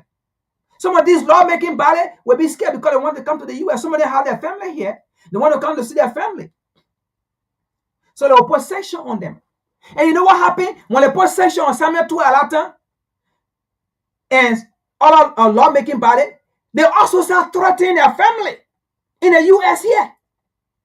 The possession on them. So these lawmakers, these legislators, they're going to keep silent. Because people like Pay, Jeremiah Pay, or how they call it, Pay or Pay who, these are the people that will be taking names to the US embassy to section those government officials and say, these are the people that are raising alarm. Because he already warned them, do not raise alarm at this stage. Don't do it at this stage. Well, we already know now. The truth is, homeland or death. This company is not going to operate. The deal is bad. Nothing in this deal for Liberian. Homeland or death is our message.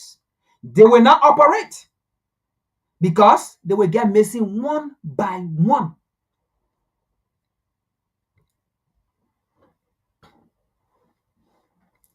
So now, that was how Booker came to the US.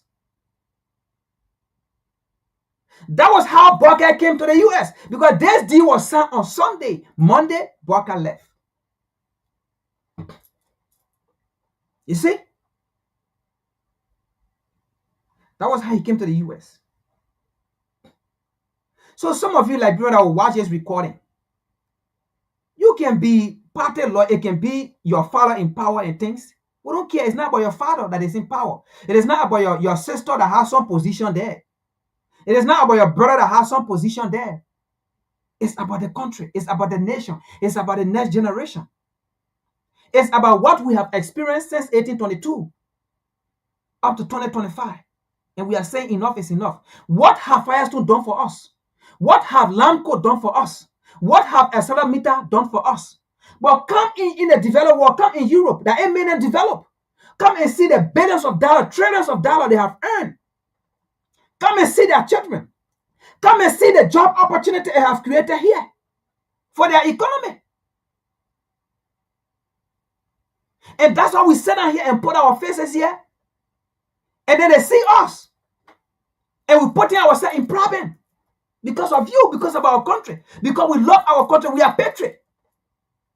We are nationalists. Just like Trump. You think I against Trump, anything Trump is doing? That bugger is a nationalist. Just like me. I'm not against what he do. Hey, let us be real here. Do the same damn thing on in your country. Stop being corrupt. Stop being puppet. And that is why when these people came to the US, they have nothing to present. They never came with anything. Because in their mind, they have already signed this Buga agreement, so they are coming now to meet their slave master. They are coming now to meet their slave master to get an update about the colony, about the plantation, about the territory, about the de facto nation.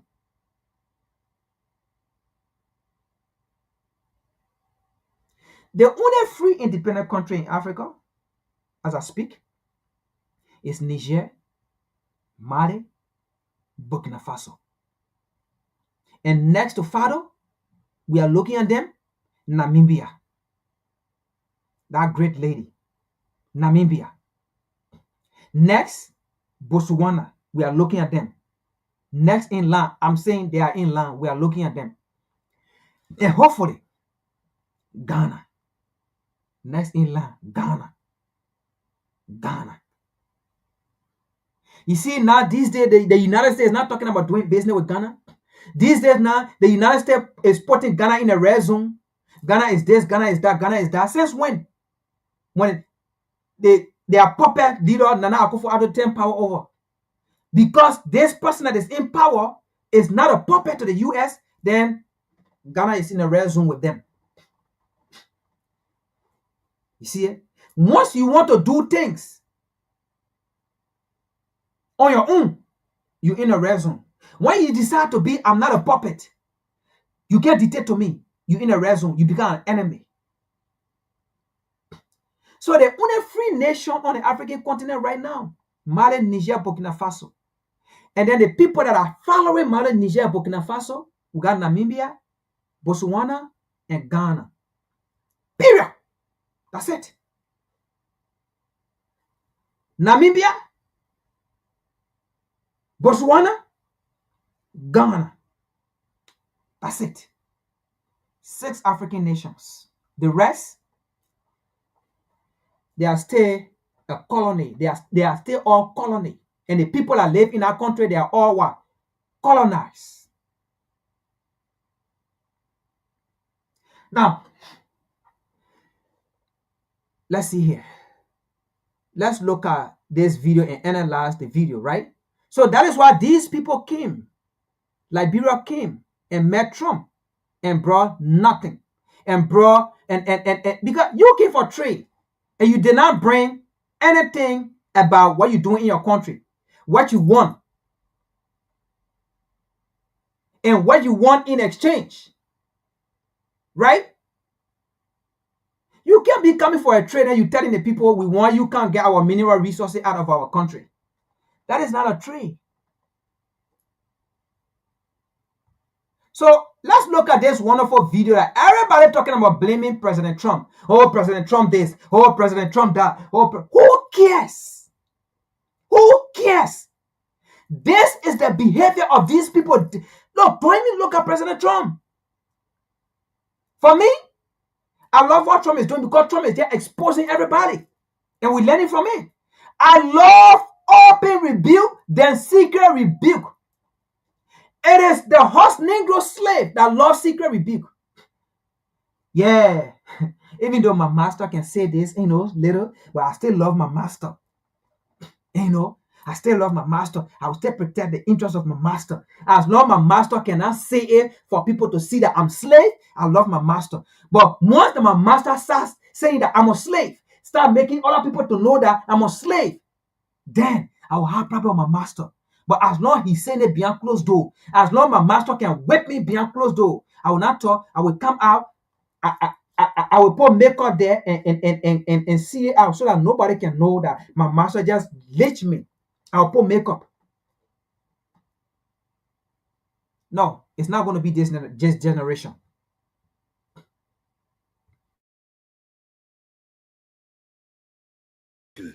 Well, thank you. It's such good English, such beautiful. Where did you learn to speak so beautifully? Where were you educated? Where? It's a recent celebration of your 249th anniversary.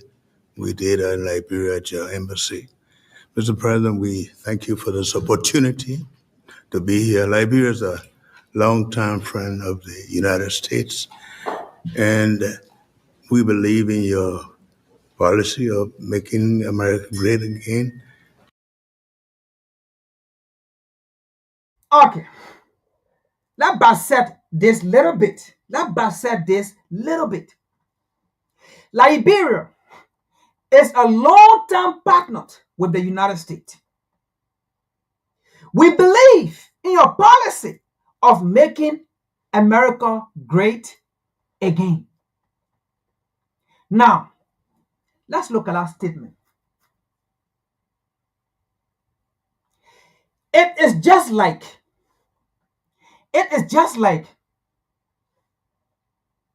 a black man, a black person leaving, a black man, right? Okay, let's say this.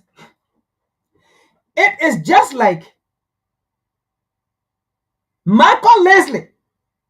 It is like what Booker said here. It is the same as Michael Leslie. It is like Michael Leslie sitting in the United States Congress and telling the United States Congress to go or to give them ammunition to go wage war on Mali, Niger, and Burkina Faso. Michael Leslie said that, right? And the whole world reacted. Let me say this. Africans on the African continent, let's forget about this now. Let's forget about the US, right? Michael Leslie, a United States man, born in the US, let's put it this way. born in the US, right? Representing the US in Africa. But he came to the United States, asking the US, right, to give them ammunition to go and kill Africans, to go and kill the Burkinabe leaders. And we African on the African continent, let's put it that way, we got so angry. We got so pissed up. We said, Michael Leslie, a black man, you go to the white man to come destroy another black people. How can a black man do this to another black man? We said all kinds of things. We were mad. But here it is. Because what Michael Leslie was saying, in reality, Michael Leslie was fighting for the political elite of America, for the natural resources of Africa, not for Africans. And we got angry. The resources for the Burkinabe, the resources for the Malian, the resources for the Nigerian, the resources for the African. So let African people deal with it. Okay, fine. Here is a sitting president coming to the US telling Donald Trump, we believe in your policy of making America great again. Do you think black people in the US who know the history of this country, who knows the meaning of making America great again, do you think that statement went down good with them? Do you think that statement, we believe in your policy of making America great again, do you think that statement of making America great again, and you believe in that policy, as an African man, as an African head of state, do you think people in this country, black people in this country, African American in this country, let me be specific, do you think that statement went down well with them? Because they believe, as an African head of state, you should have understood their struggle in this country. We believe, as an African, that's why the people love Abraham Traore. You people don't understand. This is a time of unity. Because when Abraham Traore is speaking, he don't speak as a Burkinabe. When Abraham Traore is speaking, he don't speak just for the people of Burkina Faso. He speaks for everybody. I mean, all black races across the world. He speaks for them. Did you see when Abraham Traore was in Russia? What Abraham Traore did? What he said? Yes, we are coming to Russia for partnership. But what we want for Russia is not for Russia to give our aid. We are not asking Russia to give our money. We are asking Russia to give us their technology. We are asking Russia to exchange their technology. We got what Russia wants, yes. But also, we want their technology because we want to be self-sufficient on our continent, in our nation, Burkina Faso, Niger, Mali. We want to be able to produce for ourselves. So we need their technology. We need their expert as well. Because we do not want our resources to be living. We want to be able to manufacture our gold, our diamond, our mineral, our uranium. That is what we are asking Russia for. That's how a president negotiates.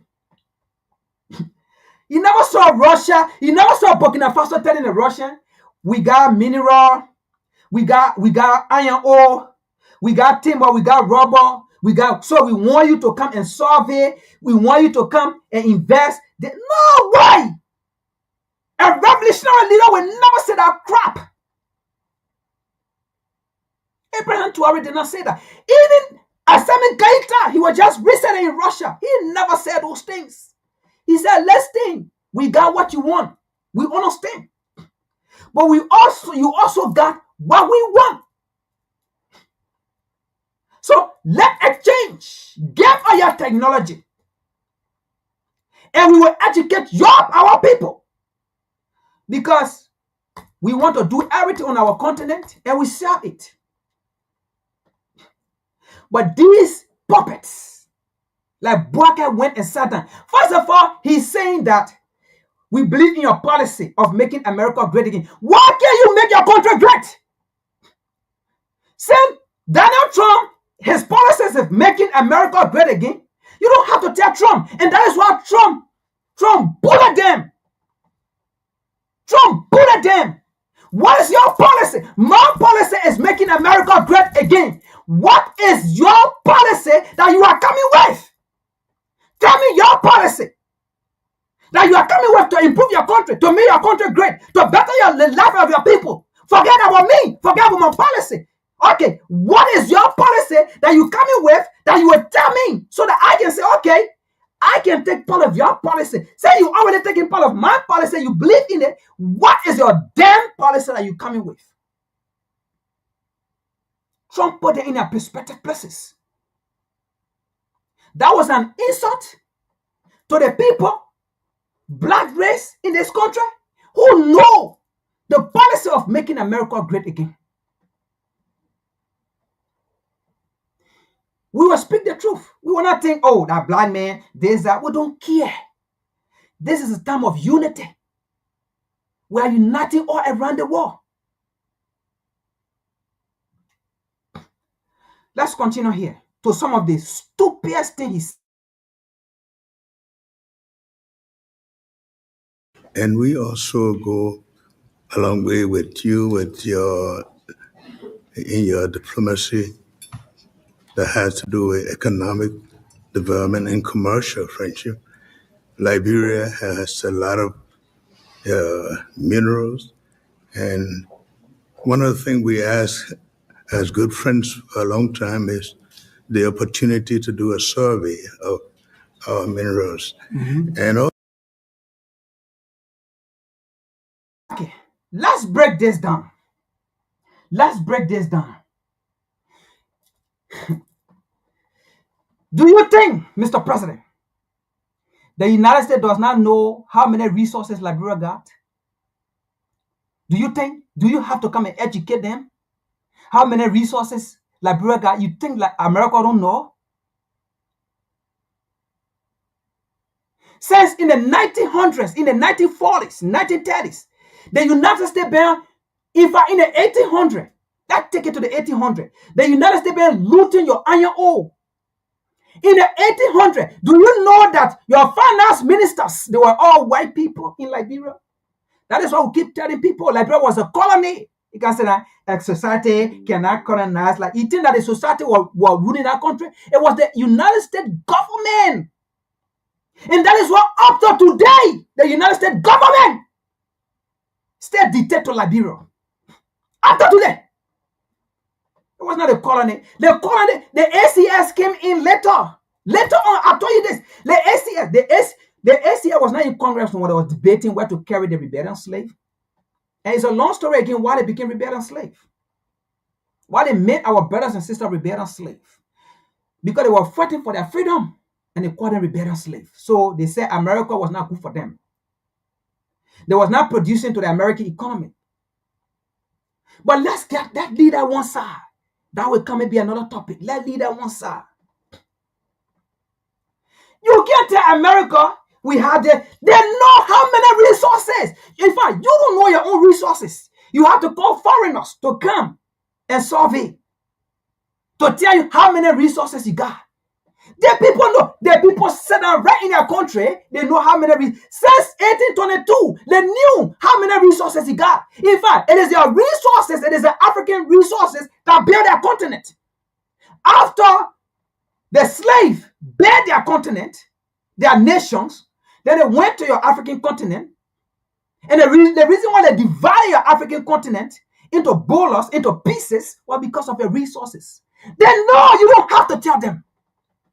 Maybe you don't know. They should tell you.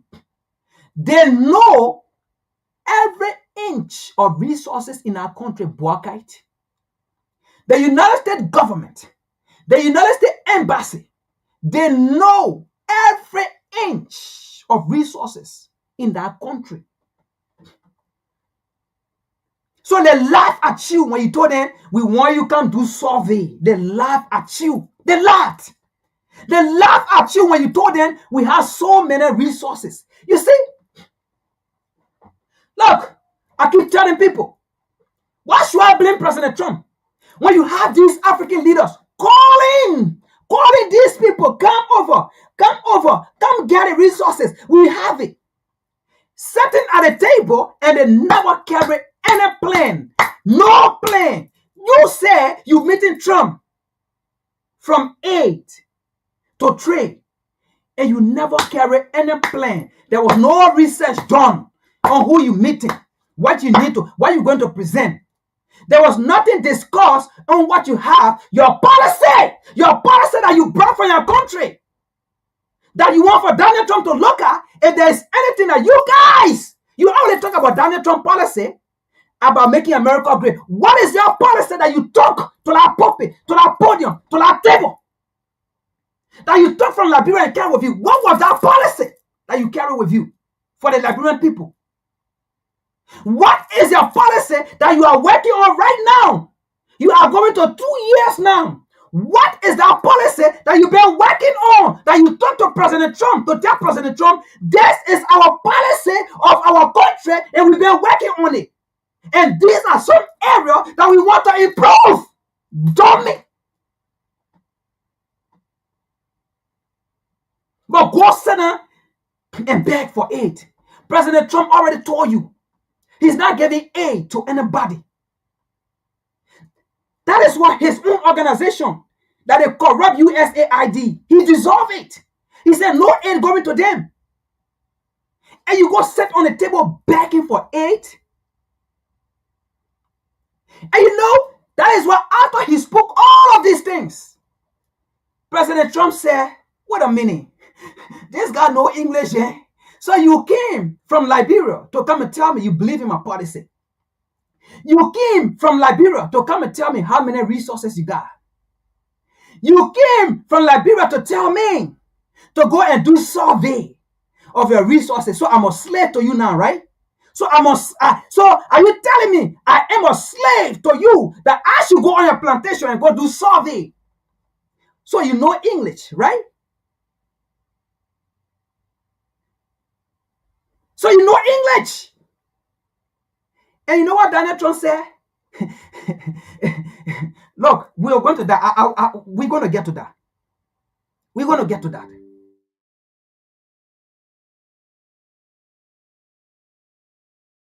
Also, we are committed to peace, and we've been very lucky within our region. We are a country that have had a series of democratic elections, and our country had been cooling down. And also, we want to encourage American involvement in the investment in Liberia. You see, this is what Marco Garvey said. One who does not know his history is like a tree standing by the bank of a river, right? And lack nutrient, lack trunk. It's like a tree standing by the bank of a river and lack nutrient and can't flourish. You want to encourage the U.S. Can you encourage the U.S.? The U.S. been looting, exploiting your resources. And then you tell them we want to encourage. You cannot encourage the U.S.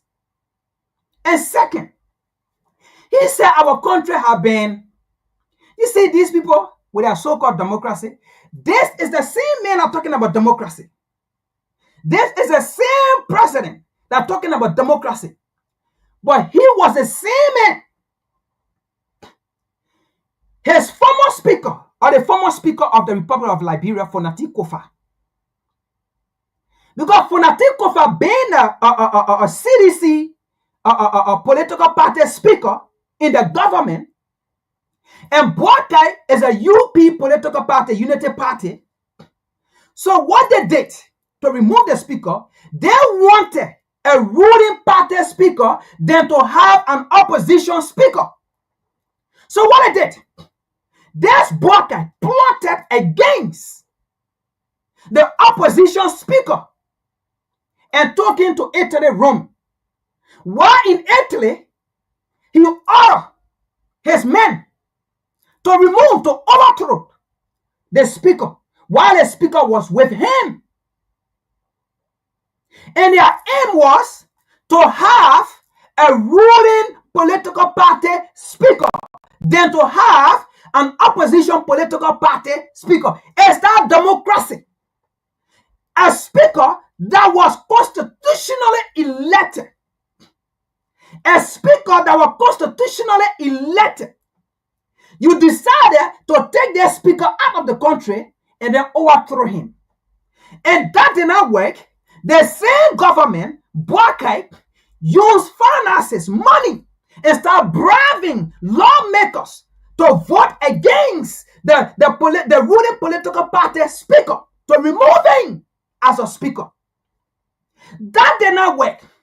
And then it has been alleged that the same government, when it burned the Capitol building so that it can look like it is the opposition that burned it, so that the citizens can go against the opposition political party who's serving as a speaker.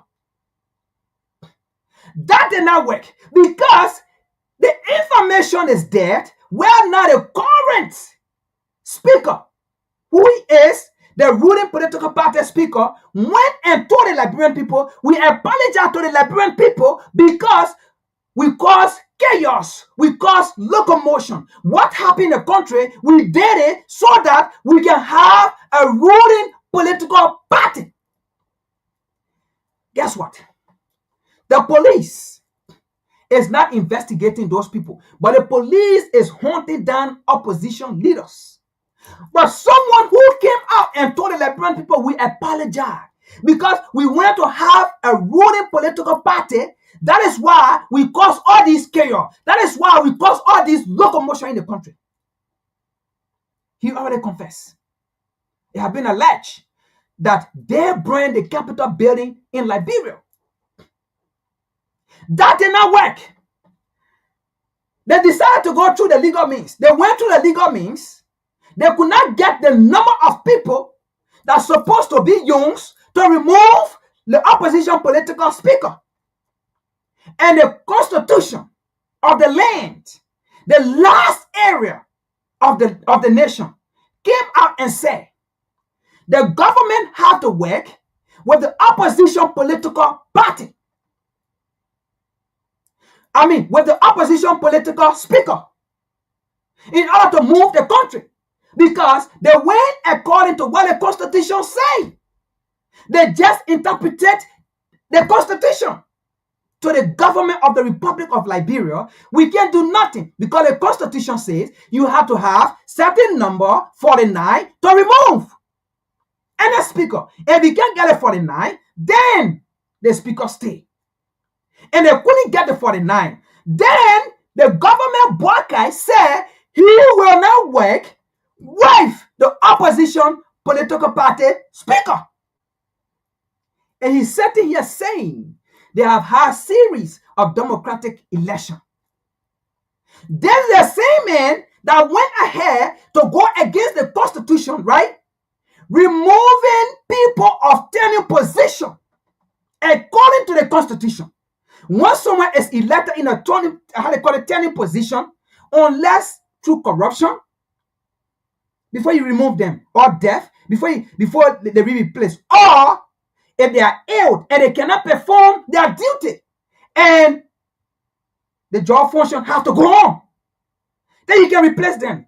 But this man who is talking about democracy, he went ahead removing constitutionally elected people on tenure position with the aim of these people, the opposition, and then putting his own political party entity there. But he said in front of Donald Trump, telling Donald Trump that he believed in democracy. He believed in XYZ. But I love how Donald Trump dealt with him. You know, people saying, oh, Donald Trump is Donald. Look, Donald Trump was off for business. What Donald Trump wanted not to go out there and give him praises.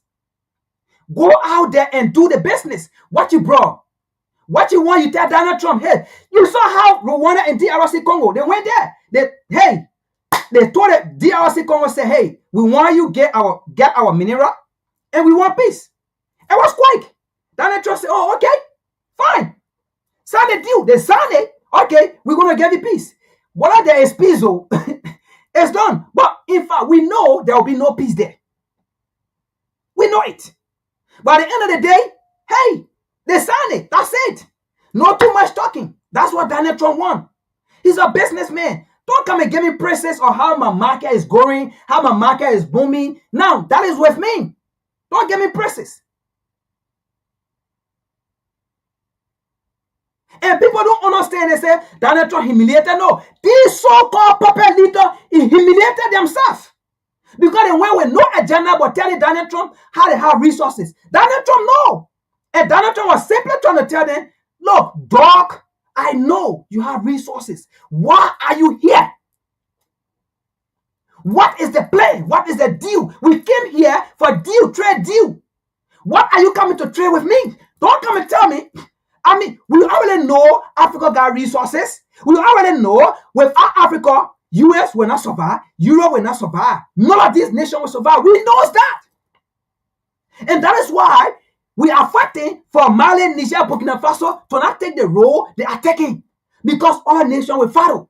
And when all nations follow, that means we will become third world. We know we are parasites. We know we feed off Africa. We know we live off you. Without you, our economy will die. And our people will want to move to Africa. Because the next migration will be to Africa. And we don't want that. Our children, our wives will go to Africa. And the black people now will be impregnating our white women. And then we'll be exterminated because we'll be having a black baby all around. Because our women will not go to Africa. Our men will not go to Africa and love to your women. And then your men will love to our women. And before 2050 or 60, half of the world will be African, will be black. We know that. So what are you here to bring to me so we can trade? So that I can boom my economy. So that my people can go to Africa. So that my wife will stay. My children will stay. My white people will stay. In Europe here, they will not go to Africa. So what did you bring so that we can exchange? That was what Donald Trump was saying.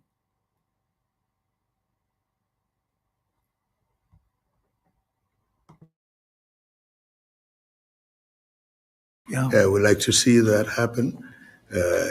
We want to work with the United States in peace and security within the region because we are committed to that.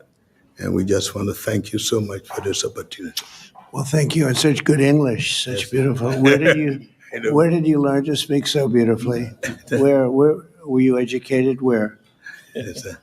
In Liberia. Yes, sir. Well, that's very interesting. So you see, that is how exactly a slave behaves. After he finished speaking, Donald Trump, right, did not respond about, oh, Liberia got best resources. Donald Trump ignored that. Donald Trump ignored about, we want you to come to Liberia to survey our resources. Donald Trump ignored because it's meaningless, it's useless. He don't need it. That's plenty talk. He talked about making America great. It's useless. Donald Trump ain't got time for that. He talked about, we just celebrated, I know you 146 days. Donald Trump care.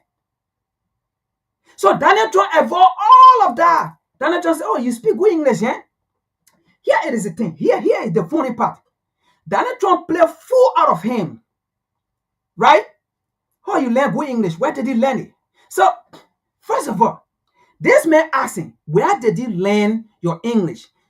This slave of a leader sat there and told Donald Trump, yes, sir.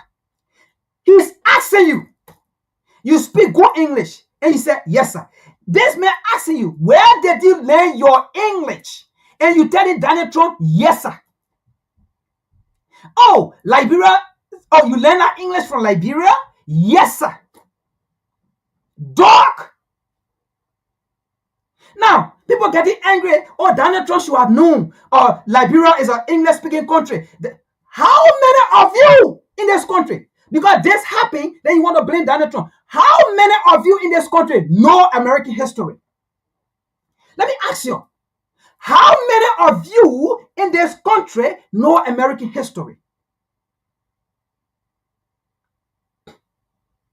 How many?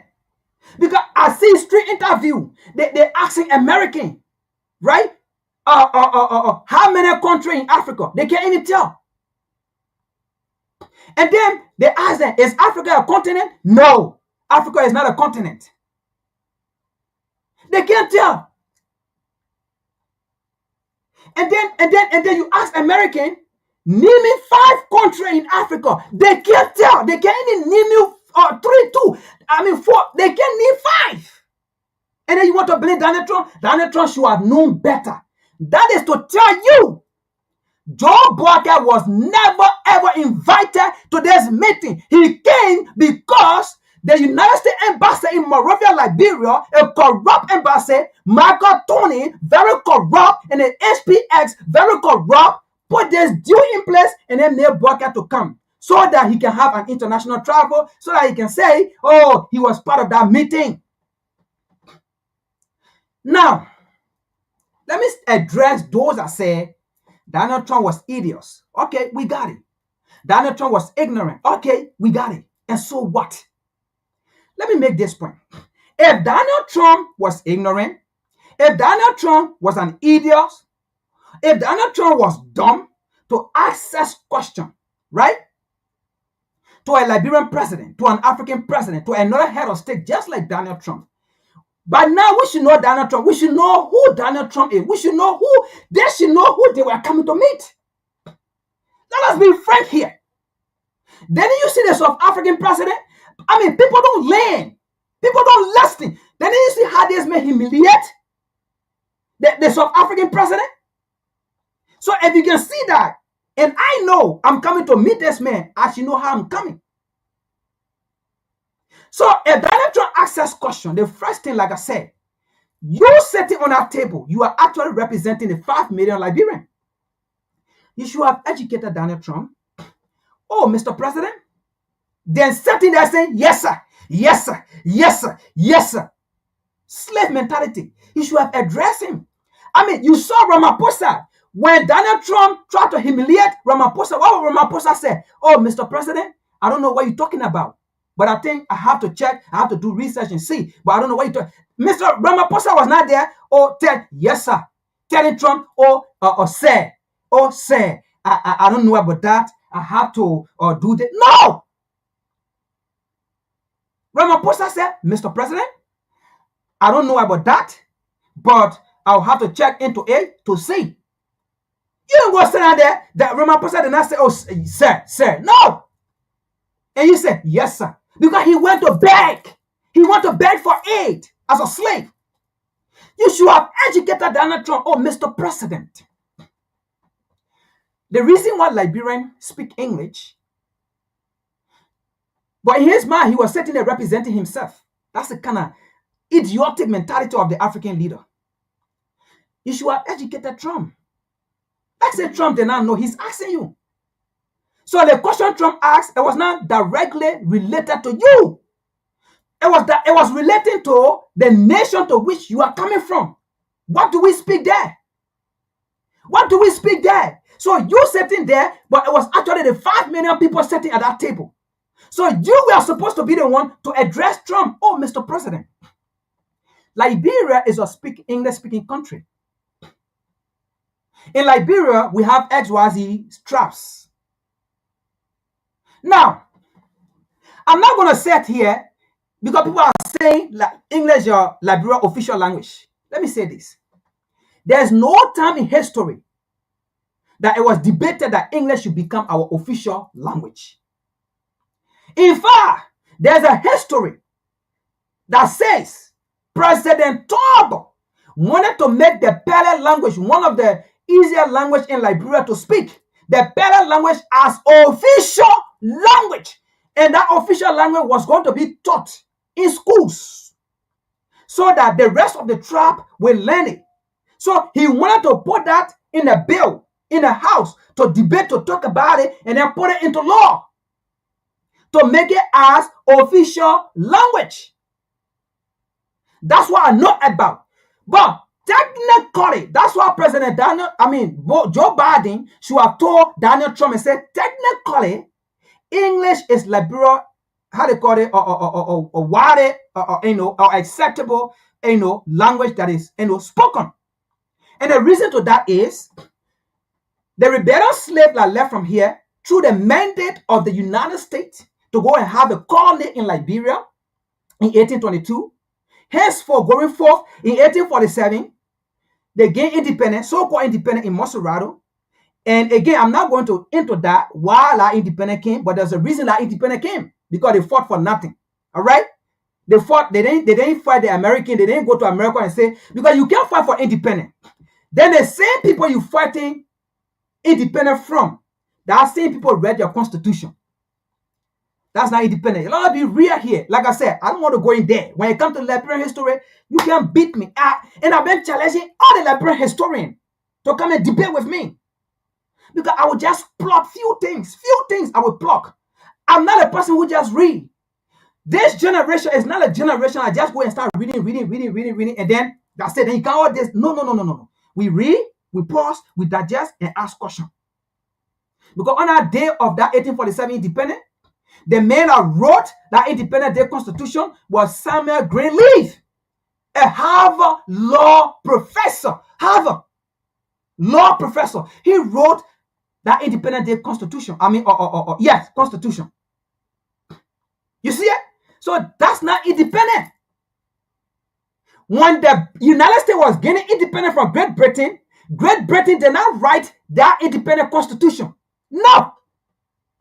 The United States wrote it because they wrote it based on a struggle they were getting from Great Britain. So you can't be getting independent, then the people you're getting independent from read your constitution. Well, let's pause that. I'm not going to die here. But again, so technically, English became Liberia's spoken English technically. And the reason why I'm using that word technically is because history tells us, that's why you're supposed to educate Trump. History tells us that the political elite that came from the US, or the rebellious slave that the United States used to have a colony in Liberia, they led the country for about 130 to 40 years. And during that time period, the reason why English became our spoken language, during that time period, the native did not speak English. They spoke their local languages. But during that time period, the native, before you go to school, you have to learn English. And in most cases, you have to change your name to a name that have no meaning, to a white man name that have no meanings. And then they have to now drop their name that have meaning, significant meaning that was given to them by their forefather. They have to drop those names to have a colonial names in order to go to the school. And once you come to school, you are forbidden to speak your local languages. When you go home, you can speak your local languages. But when you come in school, or when you come to the political elite, when you are more the setting, they were forbidden to speak their local languages. They were forbidden. And that's how, technically, gradually, English became Liberia's primary language. And that's how we speak English, because we were colonized by the United States. Put our ACS one side. Did anybody want to debate with me, you so-called Liberian? We can get to the debate. And we can put that aside, and I will tell you. And when you come, you better come correct. You better come correct to come debate with me. You better do your research well. And I'm warning you, because I don't want to make you shame in front of Liberian people. I want you either win me and make me shame. I want you to win me and make me shame. So when you come in, go and do your research correct. Because in most cases, what you say, I will even use it against you. Because it will be so question. I'll be asking you, oh, if this happened, if you believe this, then how about this? How about this? How about this? Just to tell you, I know my research. I will sit down here, I will be giving you dates, say 1800. I'll be giving you dates, time period, names to tell you. I'm not joking. So do your research good before you can debate with me when it comes to Liberia history. Don't go do some Google search and come to me. You will defeat yourself. Even before we get in the 30 minutes, you'll be sweating. So technically, that's how English became our official language. Mr. President, you should have told Trump that. Okay? But you never did it. You sat down there. Yes, sir. Do you think you are representing yourself? You are representing the 5 million plus Liberian. So you should have told Trump, yes, Liberia is an English-speaking country, and this is how we became an English-speaking country. Educate him. But the truth is, Daniel Trump did not learn anything from you down there because you went to beg him. And that's why he put all of you guys in shame. Now, let me show one video. I'm not going to play the entire video because the other president will talk about that another time. But this is Liberia, so that's why I'm just playing Walker Pat. And he said on there, yes, sir. Yes, sir. Sure, sir. They asked you, where did you learn your English? He said, yes, sir. Where did you learn your English? Oh, yes. Liberia is an English-speaking country. And, and we learn English in school. And we became English-speaking country, XYZ, blah, blah, blah, blah, blah. So idiots we have as leader in Africa. But anyway, he said he want the United States to go to Liberia to survey, right? To make survey. So basically he's saying he don't know the amount of resources he have, right? Let's see this. But this was a man that gave report about a survey that was done. But then he's asking the US again to go do another survey. You see stupidity in a higher place? Let's see this. And that'll be the last video so we can go, folks. Let's see this.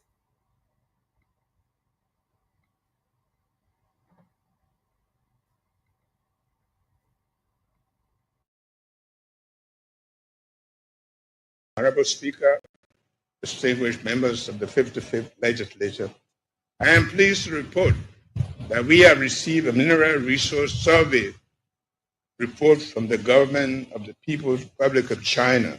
The report provides new insights in Liberia's mineral resource potential and represents the most comprehensive scientific investigation conducted in over 5 decades.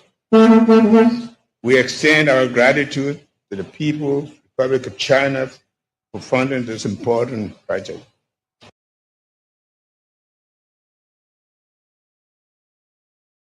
All right.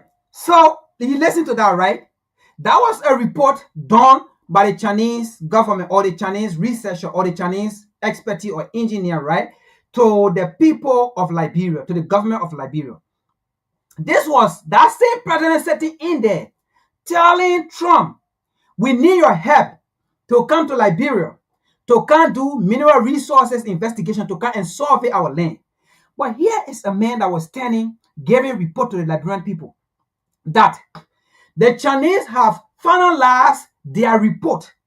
And it is the most sophisticated and scientific report in 5 decades or say 6 decades since the U.S. been there. Since the U.S. been there, exploiting, looting our resources. This man is telling us the report, the mineral resource survey the Chinese have gave, it is the most comprehensive report in 5 or 6 decades.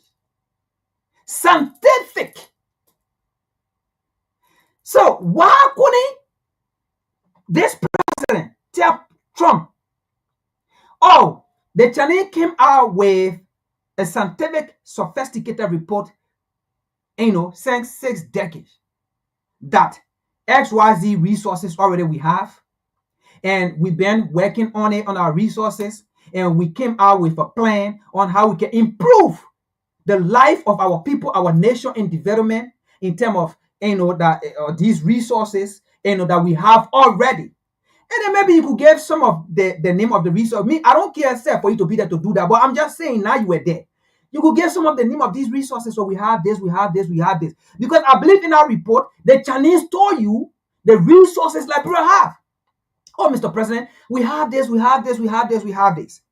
However, because of the technical know-how or the technicality involved or the technology, how they call it, involvement, right, into extracting these resources or whatsoever, and based on your technology war or idea, we need XYZ from you. We need to work with you in this part so that we can get those ideas, XYZ, whatsoever, work together, right? And then we can establish this in our continent, or let's say in our nation, as blah blah blah blah blah blah blah blah. And then talk about some of the things that you have done that you don't need them. Oh yes, you need to present yourself down there, man. You need to present yourself down there. Oh, Mr. President, even though we name some of these things, right, but we don't need you. We already targeted this. And we as a nation, you gotta speak, man. We as a nation, these are the things that we are working on vigorously. And I believe in my citizens and they are training. And we have sent some of them overseas, some of these places, because there are some, how they call it, technology or whatsoever, some area that we are lacking in Liberia. We need to send some of our citizens abroad to be experts in there. And as we are speaking, there are so people, they are there. You don't have to name the country. That's fine. But, they are in various country, they are learning. And some of them 2 years, 3 years, they will be back. So we are moving gradually in this part until we are better. You did nothing like that. And when you sit down, we expect you, we want you can do survey. How many survey you are doing in Liberia now? You already told us the Chinese has finalized their report, and it is the most sophisticated and scientific report ever done in 5 or 6 decades. Then what kind of survey again you need? Calling people to come get your resources. You have no plan, no idea. And you say you're the most experienced political, how they call it, candidate during the election time. You have 42-year experience. You've been working in government since XYZ. You're 90 years old. If anybody is to lead our country, to develop our country, like you the 90 years old man. Anyway, folks, that's my thoughts on this issue. I have no problem with Trump. We were poorly represented at our place. We came with nothing. Trump was embarrassed. This meeting should have lasted from the 9th to the 11th. It never. The next day, they send this idiot home and saying, Trump said, I'm tired of feeding you people. I'm not going to feed. You get yourself, your slave mentality. Get your girl from here without begging. I look like somebody to beg. I'm a businessman. Yeah, folks, that's my presentation for today. I will see you all next Saturday or this coming Saturday and Sunday. Peace. The white power structure, because that's all we have in America. And the white power structure